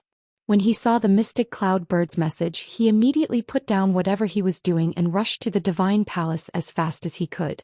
Both parties met in the study. The moment they met, Lai Tian couldn't wait to ask, "Long Tian, have you thought of a plan? Or do you have any needs? If you have any difficulties, just tell me directly. I will send my subordinates to solve them immediately." Ji Tianxing raised his hand to signal him to calm down. He said, "Neither too fast nor too slow. You and Yen Li must be in charge of the overall situation, so you 2 don't have to come here to study every day. I have chosen 10 Emperor-level skills that are most suitable for you 2 to cultivate. Take them and study them carefully. If there is anything you don't understand, come and ask me for advice." Then he took out 2 specially made jade slips and handed them to Lai Tian. Lai Tian's eyes lit up. He received the jade slips with joy as if he had received a precious treasure. Chapter 45-35. After 1,000 years, Lai Tian and Yan Li had finally obtained the emperor-level skills that they had dreamed of. At this moment, Lai Tian was so excited that his body trembled, and he almost shed tears of gratitude. Ordinary people couldn't imagine how much he had yearned to obtain the God Emperor-level alchemy, weapon forging and array formation techniques for the past 1,000 years. He had even thought more than once about taking the risk and personally going to the territories of the 2 great temples to obtain the secret techniques by hook or by crook. But in the end, reason prevailed over impulse and he had to extinguish this thought. Now he had finally obtained the treasure that he had dreamed of, and it was 10 different skills at once. He and Yan Li would soon learn these skills, set up Emperor-level divine arrays, and refine Emperor-level divine pills and divine weapons. From now on, he and Yan Li would have more means and methods to increase their combat power. When the beast race was invaded and bullied by the 2 great temples, they would be able to launch a more powerful counterattack and better protect their people. For the entire beast race, this was a huge change and incomparable improvement. How could Lai Tian not be excited? Ji Tianxing saw that he was so excited and reminded him, "Don't be happy too early, those 10 skills are the simplest and most basic. But your foundation is weak and you may not be able to learn them quickly. According to my estimation, you will need about 2 years to master all 10 skills and be able to successfully refine pills, forge weapons and set up arrays." Ji Tianxing thought that by reminding Lai Tian he would be able to calm him down. Unexpectedly, Lai Tian became even more excited after hearing this. His blood flow sped up and his heartbeat doubled. "What? We can learn it in 2 years? After we learn it, we can set up Emperor-level arrays and refine Emperor-level divine pills and divine weapons? Is this true? Heavens, this is unbelievable." Lai Tian's eyes shone brightly as he exclaimed excitedly. Ji Tianxing was helpless and decided not to say anything more. There was no other way. Their knowledge was not on the same level, and it was difficult for him to understand Lai Tian's feelings. To him, if he took half a year to learn the 10 simplest and most basic Emperor-level skills, he would already feel that it was very slow. As for Lai Tian and Yan Li, they had wasted 1,000 years, but they hadn't been able to learn anything. How could they not be excited when they suddenly found out that with the help of Ji Tianxing, they would be able to master it in 2 years? A moment later, when Lai Skysplit's emotions calmed down, Ji Tianxing continued, "From tomorrow onwards, I will build a square outside the gate of the Celestial Palace to teach and preach. The plaza would not be too big. Could accommodate 1 or 2,000 people at most." In order to not cause chaos and prevent others from listening to the lecture, he tried his best to let the beasts who could transform into human form listen. The 18 lords and the geniuses under their command could come and learn at any time. Every day I will explain different Daoist techniques and skills. Today it might be the art of setting up arrays, tomorrow it might be the art of refining pills, and the day after tomorrow it might be the art of refining weapons. Sky Splitter listened attentively. When it finished listening to Ji Tianxing's arrangements, it hurriedly nodded in agreement. "That's good. As long as the people of my clan can understand the Tao that you speak of, they will gain something. As for how much they could learn and how much they could improve, it all depended on their own talent and luck. But in this way I will have to trouble you." Sky Splitter thought to himself. Ji Tianxing had to teach and preach every day.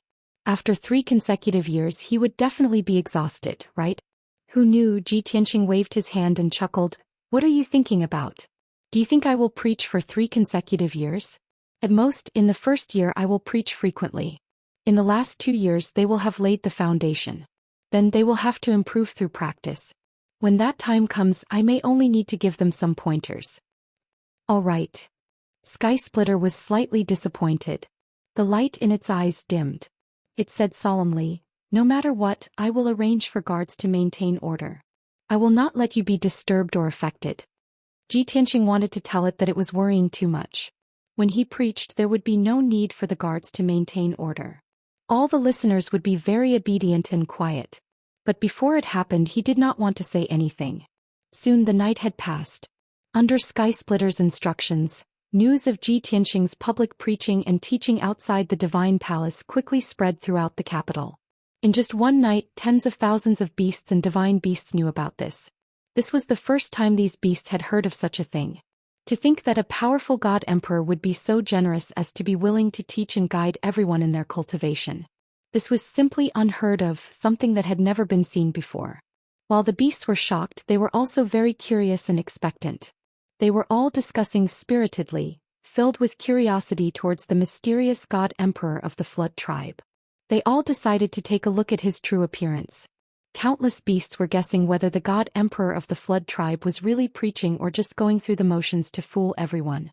If it was the former, then he was the benefactor of the beast. He deserved the respect and gratitude of all beasts. If it was the latter, then the beasts would definitely ask the two ancestors to severely punish him. However, just as the beasts were rubbing their palms in anticipation and preparing to head outside the divine palace to listen to the preaching, they received another piece of news.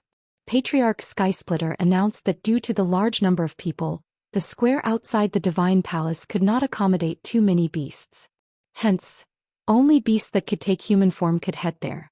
The moment this news was released, 90% of the beasts lost the opportunity to observe and learn. Instead, the beasts that could take human form were extremely happy and proud. After a few hours of torturous waiting, at daybreak, more than 4,000 divine beasts and beasts rushed to the divine palace where Ji Tianqing resided. In order to prevent congestion, the 4,000 beasts had already completed their human forms in the sky before they arrived at the square outside the divine palace. Although they did not look like humans or the desolate race in their humanoid form, they looked more like so-called beastmen. However, there was one thing. Their bodies had shrunk significantly. Even so, when the 4,000 beasts arrived at the divine palace square, they realized that the square was indeed not big enough to accommodate so many beasts. The square, with a radius of 10,000 feet, was personally built by Ji Tianqing. It was extremely gorgeous and majestic. The entire square was situated in a sea of clouds. The ground was paved with nebula rock and there were billions of runic patterns. They looked very profound. In the middle of the square was a 100-feet-tall platform. It was where Ji Tianqing sat. The beastmen who had arrived at the plaza first all gathered around the platform before finding a place to sit down. After accommodating 2,000 beasts, the square was filled to the brim. The remaining 2,000-plus beasts could only leave in disappointment and regret under Skysplitter's orders. Chapter 45-36. When the sun rose, Ji Tianqing appeared under the anticipation of many beasts. He walked straight to the high platform in the middle of the square and sat cross-legged on it. His dignified gaze swept across the surroundings. The 2,000 beasts around him were very curious about him. Now that they finally saw him in person, they were naturally filled with joy. Under the lead of a few lords and generals, the 2,000 beasts all stood up and bowed to Ji Tianqing to express their greatest welcome and respect. Seeing that the beasts were very respectful and had a certain foundation in etiquette and education, Ji Tianqing was secretly gratified. Therefore, he didn't waste his time teaching those beastmen about etiquette and shame. He began to talk about the origin of Dao. He started with the origin of all things and explained the origin of Dao to the 2,000 beasts, as well as the origin of the universe in heaven and earth. The ancestor-level powerhouses of the beasts, such as Lai Tian and Yan Li, would naturally study the origin of Dao and understand these principles. However, these principles would not be spread among the beasts. Only an extremely small number of beasts knew about them. Now, Ji Tianqing was using simple and easy-to-understand language to describe the supreme Tao of heaven and earth. Instantly, the beasts were enlightened and benefited immensely. Of course, this was only a prelude. When the 2,000 beasts were completely attracted and their attention was completely immersed in his lecture, he gradually changed the topic and transitioned to Tao cultivation. The content of his lecture today was more broad and was not limited to one type of skill. Whether it was battle techniques, the experience of using the laws, the understanding of Tao, or the techniques of using divine powers, he touched on all of them. The 2,000 beasts had never received such guidance and teaching before. They felt that it was new and interesting, and they had indeed broadened their horizons and understood many principles. Therefore, the guards that Lai Tian had arranged in advance were not of any use and there was no need to maintain any order. The 2,000 beasts all sat on the square obediently and listened attentively. None of them dared to disturb or be absent-minded. Even the guards gradually became engrossed in the story. Time passed quietly. The sky turned from bright to dark until the night arrived. Ji Tianqing taught the Tao for a whole day, allowing the 2,000 beasts to understand many things. They had countless insights and they also learned many skills and experiences. As for what the beasts learned and what they learned, it varied from person to person.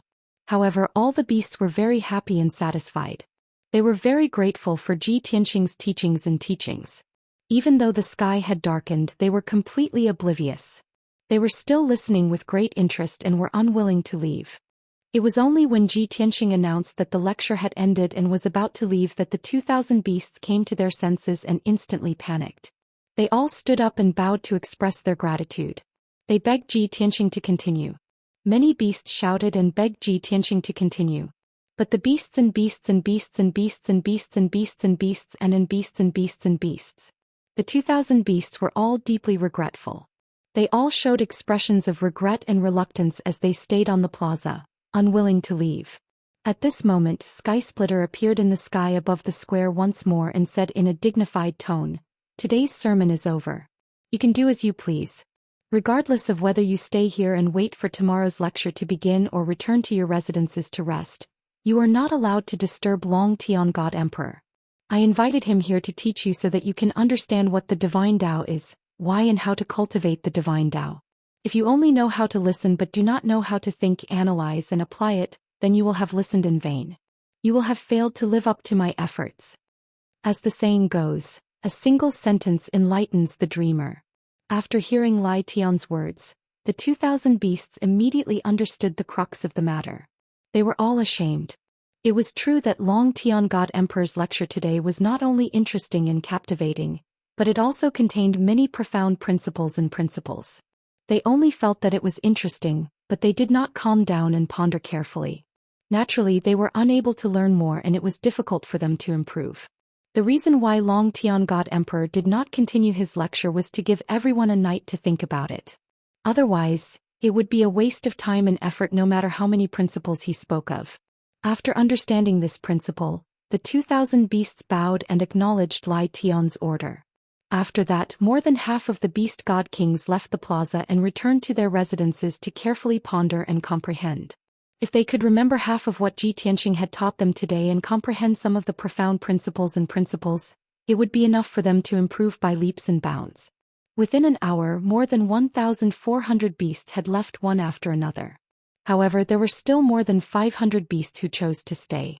They did not make a ruckus and remained in the plaza in silence. All of them looked as if they were deep in thought or contemplation. It was clear that these beast god kings were all earnestly trying to comprehend what Ji Tianqing had taught them. Thanks to Ji Tianqing's simple yet thought-provoking lecture, these beast god kings were able to quickly enter a state of mind once they began to ponder. They would completely forget about everything around them and immerse themselves in their own mental world. Talented and intelligent individuals would be able to rise to the challenge and quickly comprehend one problem after another. They would be able to solve all kinds of puzzles and finally comprehend the truth. Meanwhile, the more mediocre beast god kings would be able to learn to ponder and reflect on themselves even if they were unable to quickly comprehend any principles. Once they had accumulated enough knowledge and comprehension, they would also be able to comprehend and achieve breakthroughs one day. In short, these 500 beast god kings had all benefited from their contemplation and comprehension.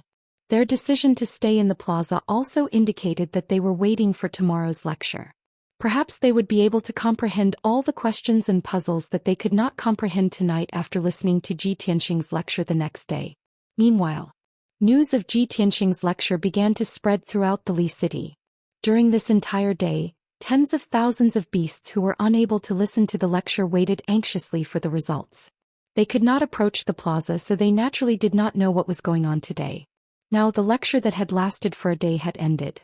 More than 1,000 beasts who had listened to the lecture brought back all kinds of news.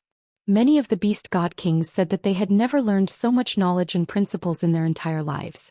There were also many beast god kings who said that Long Tian God Emperor was the most knowledgeable and holy being they had ever seen in their lives. Today, when Long Tian God Emperor was lecturing, they felt as if they had seen the embodiment of heaven and earth.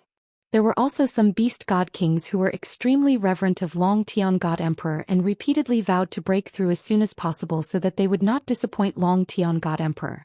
All kinds of words and news spread throughout the Li city and reached the ears of tens of thousands of beasts. As such, the tens of thousands of beasts became even more curious and reverent toward Ji Tianqing. Chapter 45-37. News of Ji Tianqing's Dao teaching on the first day caused a huge stir in the Li city. Apart from the desolate tribe god-kings who were slaves, no one dared to discuss the matter. Tens of thousands of beasts were discussing the matter with great respect and reverence for Ji Tianqing. They were also filled with curiosity and anticipation. On the first day, only 2,000 beasts listened to Ji Tianqing's Dao teaching. The other 2,000 beasts were able to transform, but they were too late. As such, the 2,000 beasts hurried to Ji Tianqing's divine palace before the sun had even risen. However, when they arrived at the plaza outside the divine palace, they discovered that over 500 beasts had already arrived. Not only had these beasts arrived first, they had already found a place to sit down and were in a state of deep contemplation. Some of them were even enveloped in a layer of divine light, and their auras were violently fluctuating, as if they were about to make a breakthrough at any moment. Upon seeing this, all the god-kings were enlightened. Those 500 beasts hadn't arrived early. Instead, they had been listening the entire day and hadn't left. From the looks of it, they had all benefited greatly and planned to continue listening today. With this in mind, many of the god-kings were a little envious. They only regretted that they had arrived late yesterday and missed out on a day of listening. As such, these god-kings all came to their senses and hurriedly fought for a spot. It was fine if they missed it yesterday, but they couldn't miss it again today. As a result, in a short 30 minutes, the plaza was filled again. Apart from the 500 beasts that had stayed last night, only about 1,400 of the 2,000 beasts that had arrived today managed to grab a spot. The 500 or so god-kings that had arrived late were the most unlucky and tragic ones. They had missed the first day and now they were going to miss the second day. These 500 or so beasts were filled with grief and resentment. It was too late for regrets. They left the plaza with dejected expressions, but they all swore in their hearts that they had already missed 2 days, so they definitely couldn't miss out on tomorrow. Tomorrow morning. No, tonight they would come early to fight for a spot. Not long after, the sun rose and the sky gradually brightened. A new day had arrived and the gates of the divine palace opened. A white-robed Ji Tianqing bathed in golden light stepped out of the divine palace and onto the plaza. With yesterday's experience in mind, the 2,000 beasts listening to the sermon on the plaza were more well-behaved and well-behaved. When Ji Tianqing stepped onto the high platform in the middle of the square, the 2,000 beasts bowed in unison and greeted him respectfully. Although many of the beasts were new to etiquette, their actions were still a little out of place. However, Ji Tianqing believed that as long as these beasts were willing to learn, they would be able to do so in no time. In addition, Skyrending and Yanli claimed that they wanted to learn the skills and habits of the desolate race. However, many of the things that Ji Tianqing taught had his imprints and characteristics, especially his way of thinking, beliefs and reasoning. They were different from the desolate race's culture and beliefs. On the other hand, these beasts were like a blank piece of paper. They would learn whatever was taught and they wouldn't be able to differentiate between the two. Forget about these beast race god-kings. Even Loathing and Skysplitter might not be able to distinguish clearly. So what if they knew the truth? Actually, they did not need to learn things from the desolate race, but they needed to learn things that could make them stronger. Not long after, the second day's Dao teaching began. Compared to the first day, Ji Tianqing began to reduce the number of explanations and thoughts regarding the great Dao of heaven and earth. Instead, he taught them some divine powers and techniques in an orderly manner. Not only did he talk about the experiences and techniques of cultivating the divine Dao, he also talked about alchemy, weapon refinement and array formation. Of the 500+ beasts that had heard the Dao yesterday, many of them were enlightened when they heard these things again. They were immediately enlightened. What was even more exaggerated was that 6 beast race godly monarchs were glowing the previous night, on the brink of a breakthrough. Today, during Ji Tianqing's Dao teaching, the 6 beast race godly monarchs gained an epiphany on the spot and broke through one after another. This was under the noses of 2,000 beasts. It was obvious how much shock it brought to the other beasts when they broke through on the spot. At that moment, all the beasts were excited. Their blood boiled as they cheered for their companions in their hearts. However, due to Ji Tianqing's Dao teaching, they could not disrupt the order, so they remained silent. However, in their hearts they had already deeply acknowledged Ji Tianqing. The epiphany and breakthroughs of their companions were the best proof of this. Today their 6 companions were able to break through on the spot. Perhaps they would be the ones breaking through tomorrow. Without a doubt, not only was the Tao teaching on the second day a complete success, it had also achieved a stunning effect. As night fell, Ji Tianxing announced the end of his Tao teaching and returned to the Divine Palace without looking back. No one knew that he was not resting in the Divine Palace at night, nor was he preparing for his Tao teaching the next day. Instead, he was cultivating in the distorted space. This time, the beast race godly monarchs were still filled with regret and reluctance. However, they did not shout or bow to Ji Tianxing like they had the day before. They did not request for him to continue his Tao teaching. This was because they already knew the rules of the Long Tian God Emperor, so they all tacitly followed them. After bowing respectfully, many of the beast race godly monarchs left the plaza and returned to their residences to cultivate in seclusion. After listening to Ji Tianxing's Tao teaching, they had learned far too many things and needed some time to digest them. There were also a few hundred beast race godly monarchs who followed their companions' example and stayed in the plaza. They all sat quietly in their original spots, earnestly comprehending and analyzing the things that Ji Tianxing taught them, absorbing nutrients from them. Of course, they would continue to listen tomorrow even though they were comprehending the Tao here tonight. 2 hours later, the plaza quieted down. Almost no one was walking around anymore. There were more than 600 beast race godly monarchs who stayed behind. At this moment, another 500 beast race godly monarchs hurriedly rushed over and snatched their spots without saying anything. They were the unluckiest ones who had missed 2 Tao teaching sessions in a row. Although they did not hear anything and sat in the plaza in a daze, there was nothing for them to comprehend. However, this did not stop them from anticipating and fantasizing about tomorrow's Tao teaching session. Not far from Ji Tianxing's Divine Palace was the Divine Palace where Lai Tian and Yan Li resided. After receiving the jade slips from Ji Tianxing, the two of them focused on studying and learning every day. They only wanted to learn the 10 emperor-level techniques as soon as possible. However, during these 2 days, they would secretly observe Ji Tianxing when he started and ended his lectures. The changes in the people in the plaza tonight made Lai Tian discover a problem. Although there are more people fighting for seats in advance tonight, haven't you noticed a problem? None of the people who listened for 2 days in a row were left. Yan Li was stunned for a moment before probing. What you mean is that the things that the Long Tian God Emperor taught are very profound and contain too many principles. No matter how talented the people are, they can only listen to it for 2 days at most before they reach their limit? Chapter 45-38. Both Lai Tian and Yan Li knew this very well. Currently, the 4,000 shape-shifting beasts in Li City were all at the Divine King realm. Moreover, their comprehension and aptitude were very high.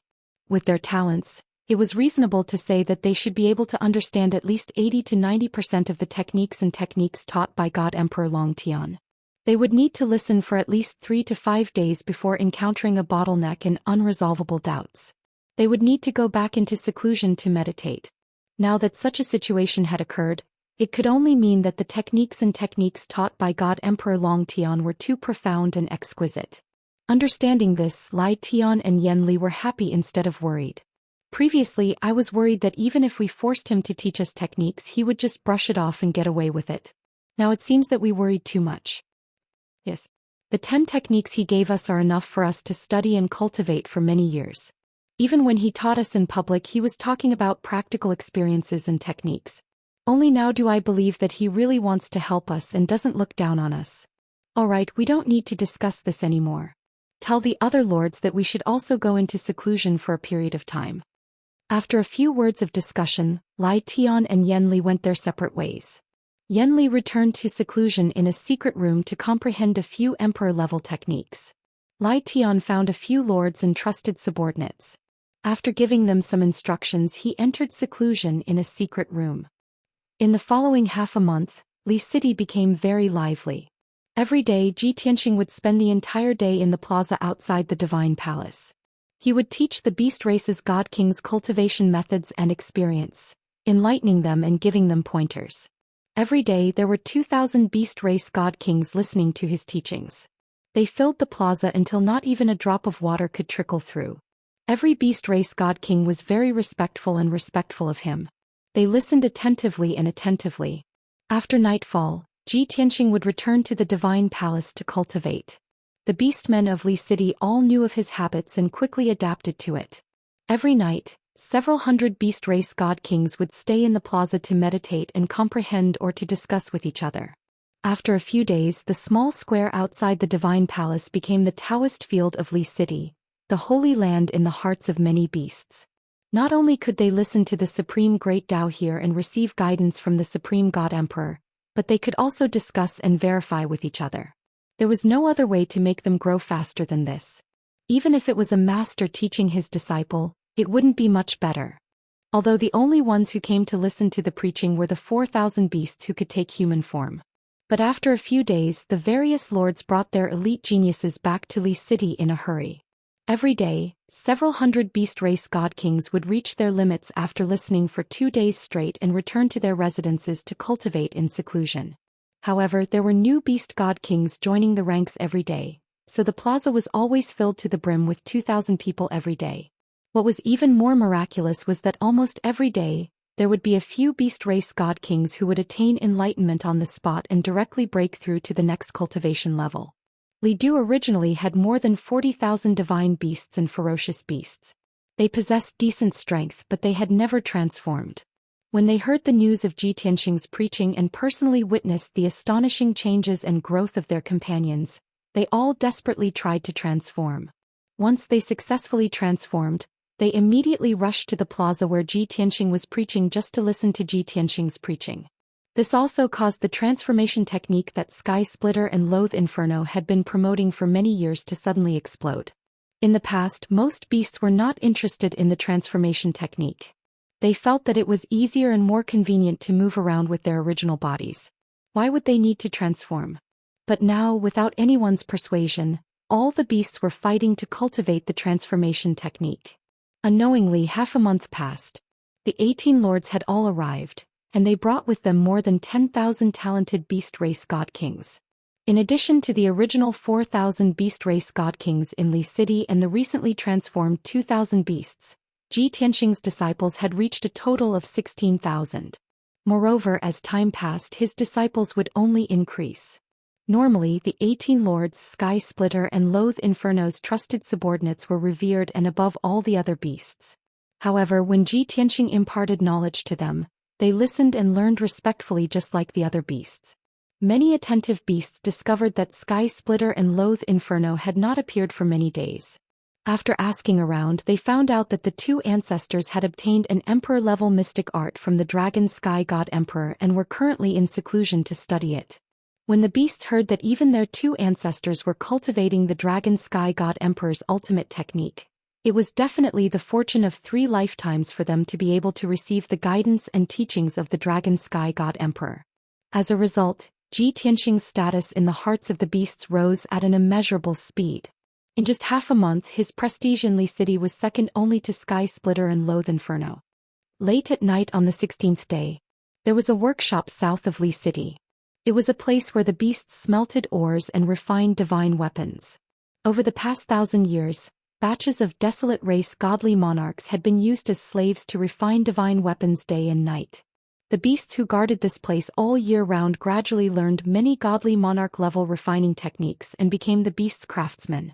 The armor and weapons worn by the beasts now came from this workshop.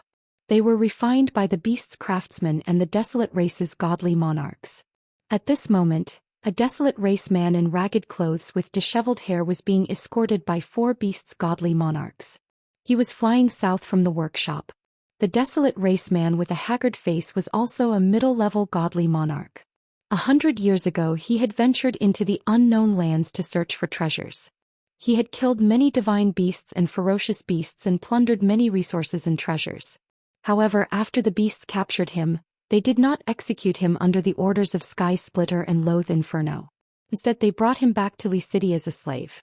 As this person was skilled in refining divine weapons, he had been refining divine weapons in the workshop for the past 100 years.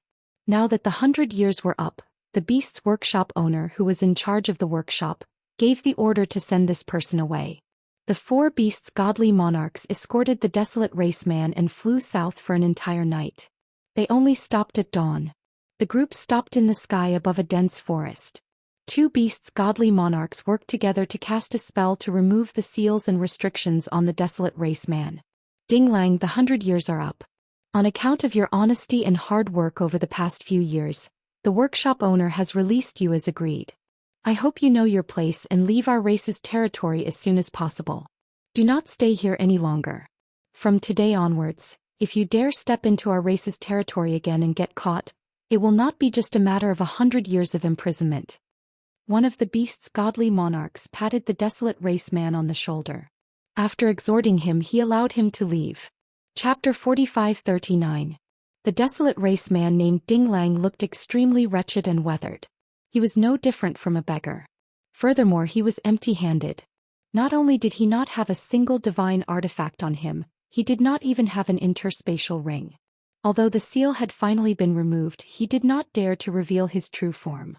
He continued to maintain his cowering and trembling appearance. After all, the 4 beast race godly monarchs were stronger than him. This was the beast race's territory, so he did not dare to act rashly. Thank you for escorting me. All these years I am indebted to you for taking care of me. I am eternally grateful. Ding Lang was all smiles as he nodded and bowed to express his gratitude. The 4 beast race godly monarchs did not wish to waste any time and could not be bothered with him. The leader of the beast race godly monarchs waved his hand, indicating for him to leave quickly.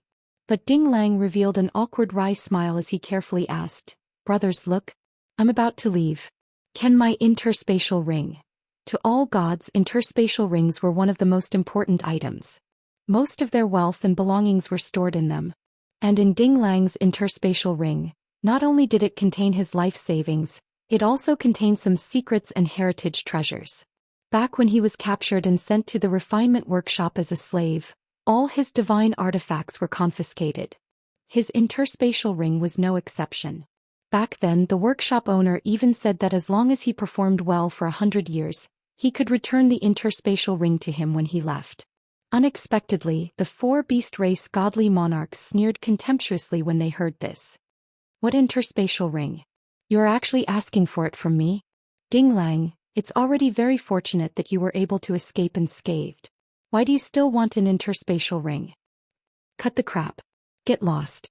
Clearly, 100 years ago, after Ding Lang's interspatial ring was confiscated, his belongings and treasures had been taken away by the beast race. Now that 100 years had passed, the beast race had long forgotten about this matter. How could they return the interspatial ring to him? Of course, this was common practice. Nearly every desolate race godly monarch that was captured and sent to the Li city as a slave would eventually leave naked. These desolate race godly monarchs were rather smart. They did not care about worldly possessions like divine artifacts or interspatial rings. As long as they could leave alive, it would be a blessing. Only a stubborn fellow like Ding Lang would have the guts to ask about the spatial ring. After being scolded by the 4 god kings and pushed by one of them, Ding Lang could only suppress his anger and leave in a submissive manner. Even after he had flown tens of thousands of miles away and disappeared into the horizon, he still had a fearful and cowardly look on his face. However, after he flew 100,000 miles away, the expression on his face and his aura began to change. As he sped through the sky, he roared furiously and cursed those beasts. These damned lowly beasts. You enslaved me for 100 years and took everything I had. This hatred is absolutely irreconcilable. In Ding Lang's mind, being captured by the lowly ant-like beast race and enslaved for 100 years was the most humiliating thing in his life. The beast race had taken away all of his belongings and wealth, which made him hate the beast race to the bone. Just thinking back to how he had bowed to the 4 godly monarchs of the beast race in order to ask for the interspatial ring, he felt so humiliated that he nearly exploded. He silently swore in his heart that in this life, no matter what method or means he used, he would definitely take revenge. However, revenge needed to be considered at length. What was urgent was for him to leave the unknown lands as soon as possible and return to the Kongming Temple. As long as he returned to his homeland, he could quickly recover. After making up his mind, Ding Lang quickly identified the direction and rushed towards the southwest. At the same time, southwest of the capital, about 10 million miles away, this was the hinterland of the unknown lands. It was the most dangerous and primitive region. It had been tens of thousands of years since the desolate race had set foot here. As far as the eye could see, there were towering mountain ranges in all directions. It was boundless. Between the countless mountain ranges and perilous peaks, There were all sorts of mists and dangers. Even the sky was not calm. At times strong winds would blow and dark clouds would cover the sky. At other times, there would be colorful lights blotting out the sky as heaven-earth divine powers went berserk. Even the seemingly calm sky would often have cracks and loopholes. At this moment, there was a divine cruiser that maintained an invisible state. It was flying over the vast mountain range heading towards the east. This 20,000 feet long invisible divine cruiser was the flagship of the Kongming Temple's fifth Hall Lord. Other than him and a few trusted experts, there were also 1,000 elite guards on the divine cruiser. They were all godly monarch realm experts. Ever since the four Hall Lords received the order to pursue and kill Ji Tianxing a few months ago, they had been constantly on the move and had not rested for a single day. Back when they were in the Kongming Temple's territory, it was still all right. Even if the Hall Lords were in the west, they could use the teleportation array to quickly rush to the eastern border of the Kongming Temple. However, later on, the second Hall Lord personally tried to kill Ji Tianxing, but Ji Tianxing still managed to escape. Furthermore, both sides suffered heavy losses. In a fit of anger, the first Hall Lord did not punish the second Hall Lord. Instead, he ordered the four Hall Lords to charge into the unknown lands and search for Ji Tianxing's whereabouts. Even the first Hall Lord himself had to leave the Kongming mystic realm and personally lead the elite experts to pursue Ji Tianxing. The Hall Lords saw the first Hall Lord's determination and understood one thing. No matter what, the Kongming Temple would do everything in their power to capture the young primordial god emperor. However, having determination was one thing. Having a goal, a route, and whether or not they could capture the target was another. At this moment, the fifth Hall Lord was sitting cross-legged in the control room of the divine cruiser. He seemed to be meditating with his eyes closed, but in reality he was casting spells to search the surrounding 200,000 miles. The other trusted experts were focused on steering the divine cruiser, heading towards the east at a moderate speed. They did not want to travel quickly. Instead, they wanted to pass through the unknown lands at a uniform speed. They searched along the way and did not let go of any clues. Even though they had been doing the same thing for 2 months, they still did not find anything. However, they could not get bored nor could they give up. They had to persevere. This was because not only the fifth Hall Lord but the fourth Hall Lord, the third Hall Lord, and the second Hall Lord also wanted to do the same. The four of them were separated by 1,000,000 miles. They flew side by side towards the east, searching along the way. This was the only way to reduce their oversights and find as many clues as possible. Everyone understood this principle, but they still felt tired and tired. Sigh. As the fifth Hall Lord cast spells to search the surroundings, he could not help but sigh. He muttered, "If we keep searching like this, when will it end? The unknown lands are so big and that guy is very cautious and cunning. This is like looking for a needle in a haystack. The hope is slim." Chapter 45-40. The confidants of the fifth Hall Master also had the same idea, but they did not dare to show it. Since the fifth Hall Master had brought it up first, they had the courage to discuss it. "Hall Master, the unknown land is so vast that the Flood God Emperor can escape or change his route. It's too difficult to catch him if we search in a straight line. It's not just about the escape route.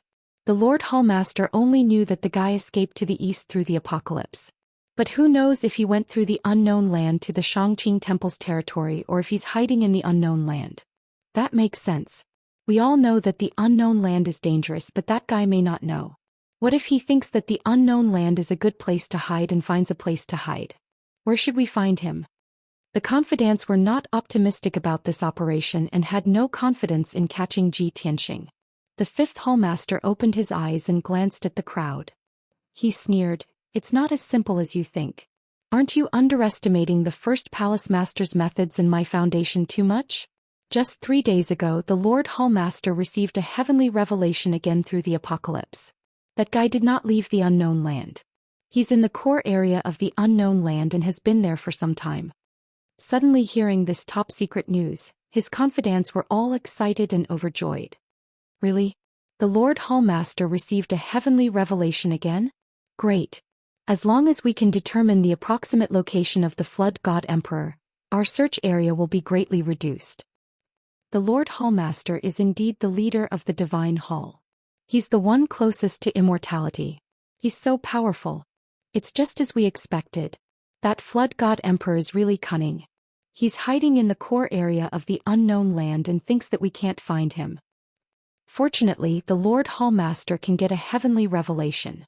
Otherwise, we might have been fooled and passed through the unknown land. His confidants discussed excitedly. They were all full of confidence, as if they would soon be able to capture their target. Only the fifth palace master's face remained cold and uninterested. While everyone was excited, he mercilessly poured a bucket of cold water on them. Do you think that we can find him just because we can confirm that he's hiding in the core region of the unknown lands? Do you know how big the unknown lands are? How big was the core region? That guy's strength and methods were not weaker than the second palace master's. He was also good at concealing his whereabouts and aura. Even if we spend a few months searching the core area, can we really find him? Perhaps if we were to brush past him, we might not even be able to discover his existence even if we were only tens of thousands of miles away. Sure enough, the confidants who were still full of excitement immediately quieted down. The fifth palace master continued, "Don't forget that this is the core region of the unknown lands. It is also the most dangerous place. Most of the strongest vicious beasts and divine beasts were gathered here, as well as the rumored emperor-level vicious beasts. Those were ancient creatures. Not only do we have to search for that god-emperor, but we also have to avoid alerting the emperor-level beast. Otherwise, we would have to fight with the vicious beasts before we even capture that god-emperor." The confidants fell silent. They knew that they were being blindly optimistic, and they all revealed looks of shame. The fifth palace master did not say anything else to avoid dampening their enthusiasm. Everyone quieted down and the divine cruiser continued forward. About 4 hours later, the fifth palace master, who had been closing his eyes and casting spells to scan the surroundings, suddenly frowned. He had used a mystic technique to detect that there was a godly king's aura on his left. It was approaching at an extremely fast speed. The two were hundreds of thousands of miles apart. While the godly king was flying rapidly, he had also cast spells to conceal his aura and tracks. However, the fifth palace master was a god emperor, so he could naturally see through the godly king's disguise. As the fifth palace master searched, he could detect the aura of a godly king every few 100,000 miles. However, they were all vicious beasts and divine beasts. The aura just now was different. It was definitely not a divine beast or vicious beast, but a desolate race creature. Ever since the fifth palace master entered the core region of the unknown lands, he had not encountered any creatures other than the beast race. Now, in the most dangerous region, he had encountered a desolate race godly king. Furthermore, that person was rushing from the east to the west, coming face to face with the fifth palace master. How could the fifth palace master not be surprised? He felt that something was amiss, so he immediately ordered his confidants to change directions and steer the divine cruiser to chase after the desolate race godly king. Under the control of his confidants, the divine cruiser rapidly changed directions and accelerated. In a few seconds it had caught up to its target. The divine cruiser did not appear rashly, nor did it launch an attack. The fifth palace master secretly left the divine cruiser and personally cracked the desolate race godly king's disguise, stopping him. Moments later, the divine cruiser, the fifth palace master and the desolate race godly king of unknown origins stopped in midair. When the desolate race godly king appeared, everyone could see his appearance clearly. He was indeed a genuine desolate race godly king. However, his clothes were ragged and his hair was unkempt. He looked rather pathetic and weathered. Although this sloppy desolate race godly king appeared extremely vigilant and alert, the fifth palace master did not give any explanation. He did not give him a chance to resist. He used the means of a god-emperor expert to easily capture him and bring him back to the divine cruiser. Swish! With a flash of divine light, the fifth palace master returned to the divine cruiser's hull. He casually threw the sloppy desolate race godly king to the ground. Following that, the fifth palace master elegantly sat on his throne and looked down at him from above. 4 golden armored guard captains and 20 silver armored elite guards stood in 2 rows in the hall. Their eyes were focused on the sloppy godly king. Logically speaking, under such circumstances and atmosphere, the sloppy godly king would definitely feel fear. However, he was the exact opposite. When he saw the layout of the divine cruiser and the emblems on the guard's armor, not only did he not feel fear, he even revealed a look of pleasant surprise. It was as if a heavy burden had been lifted off his shoulders. Without waiting for the fifth palace master to inquire about his identity, He took the initiative to kneel on one knee in front of the fifth palace master. He bowed his head and said respectfully, "Descendant of the Rain Cruiser Hall, City Patrol Guard Ding Lang greets the Lord. If I may be so bold as to ask, the Lord is?" It turned out that the sloppy ghost that the fifth palace master had met was Ding Lang, who had just obtained his freedom. Before he was captured by the beast race as a slave, he was a citizen of the Rain Cruiser Hall under the Kongming Temple. He was also a city patrol guard. Hence he could recognize the unique emblems of the Kongming Temple. He guessed that the divine cruiser was a cruiser from the Kongming Temple headquarters. As for the black-robed expert who had captured him, he was a cultured and refined middle-aged man. He looked powerful and mysterious. Ding Lang could not help but make a bold guess. This expert was definitely an important figure in the temple. Chapter 45-41. At this moment, Ding Lang realized that he was saved. In this dangerous area he was extremely lucky to be able to meet a big shot from the Temple of Emptiness. As long as he revealed his identity, the other party would not leave him in the lurch. In this way he would have a chance to escape unscathed and successfully leave the unknown land. Therefore he took the initiative to reveal his identity with such a respectful attitude. However, the fifth palace master did not realize what surprise and turn of events he was facing. He only felt that it was a little strange. "You're Ding Lang? A citizen of Yueshing Hall and a city patrol guard? Then why are you here? And in such a sorry state?" The fifth palace master looked down at Ding Lang and raised a series of questions with a frown. Although he did not answer Ding Lang's questions and did not introduce himself, Ding Lang was not stupid. He was even more certain that the other party was an important person from Kongming Temple. Therefore he stopped probing and asking about the other party's identity. He went with the flow and explained, "My lord, this is a long story." Ding Lang had already thought of an excuse and was prepared to tell the other party about his miserable experience. However, the fifth palace master raised his eyebrows and said with a cold expression, "Then make it short." "Yes, my lord." Ding Lang was stunned and could only choose to use short words to explain the cause and process. 100 years ago I went to the unknown land to search for treasures and was captured by the Beast clan. They took me to Li City and made me a slave. I worked day and night in a refiner's workshop. Until yesterday when the 100 years were up, the Beast clan let me go. After listening to Ding Lang's story, the entire hall fell silent. Not only was the fifth palace master looking at him with a strange expression, even the surrounding guards had different expressions and complicated looks in their eyes. For a moment, Ding Lang was at a loss and did not know what had gone wrong. In the end, it was the fifth palace master who spoke first and broke the silence. "In front of me you dare to make up nonsense and say such ridiculous things. Do you want to die?" The 20 guards and the 4 guard captains were also holding back their laughter. They looked at Ding Lang with a look of schadenfreude. Obviously no one believed Ding Lang's words. And Ding Lang's focus was entirely on the 2 words "this emperor." In the entire Kongming Temple, there were only 5 God Emperor level experts and all of them were temple masters. According to the rumors, the 5 palace masters had different appearances and temperaments. The cultured and refined black-robed man in front of him was most likely the youngest 5th palace master. Of course, Ding Lang guessed the identity of the other party, yet he didn't dare expose it. He hurriedly knelt on the ground and kowtowed as he said, "My lord, calm your anger. Everything this subordinate said is true, and I absolutely don't dare deceive you in the slightest." The 5th palace master furrowed his brows and observed Ding Lang for a moment. Through Ding Lang's expression and aura fluctuations, the 5th palace master was certain that Ding Lang was not lying.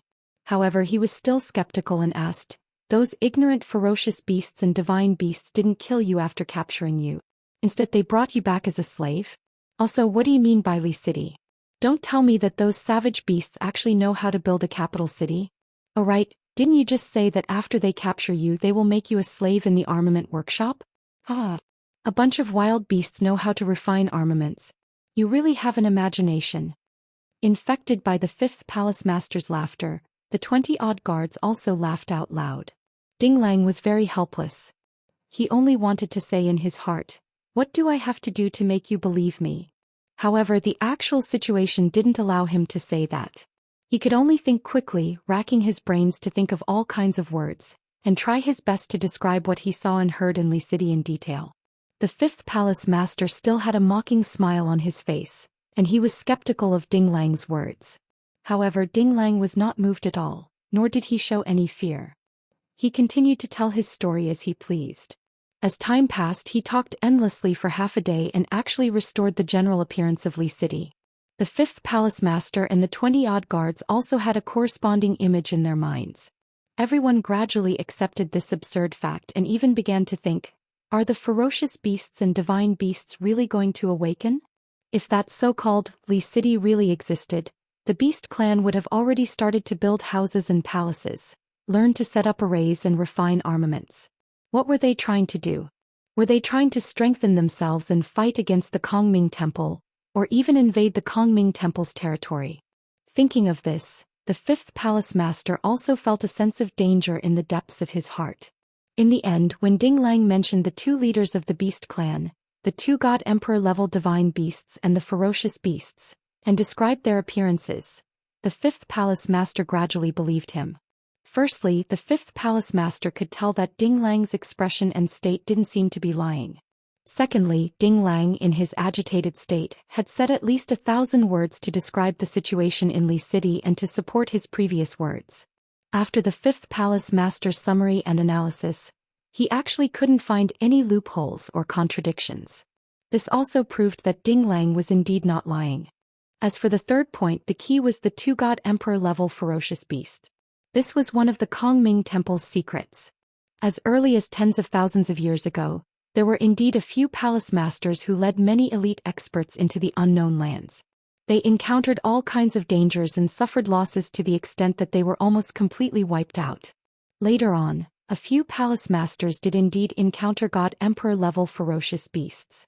However, they were very cautious. They only sensed the aura of the two Emperor-level ferocious beasts from afar and quickly retreated without meeting them. Otherwise, if both sides met and fought, the consequences would be unpredictable. Although those palace masters brought back rich cultivation resources and treasures of heaven and earth, which laid the foundation for the Kongming Temple to expand its power, it was an embarrassing matter. After all, it wasn't something to be proud of, so it wasn't announced to the public.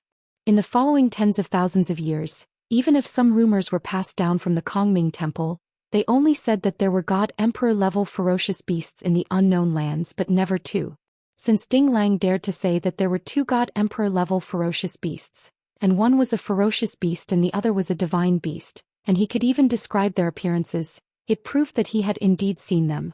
The fifth palace master had no choice but to believe it. The mocking expression on the fifth palace master's face disappeared, and gradually became serious and thoughtful. The 20-odd guards also realized that what Ding Lang said was true, and their expressions became solemn. Seeing that the fifth palace master was deep in thought, Ding Lang finally calmed down and stopped chattering.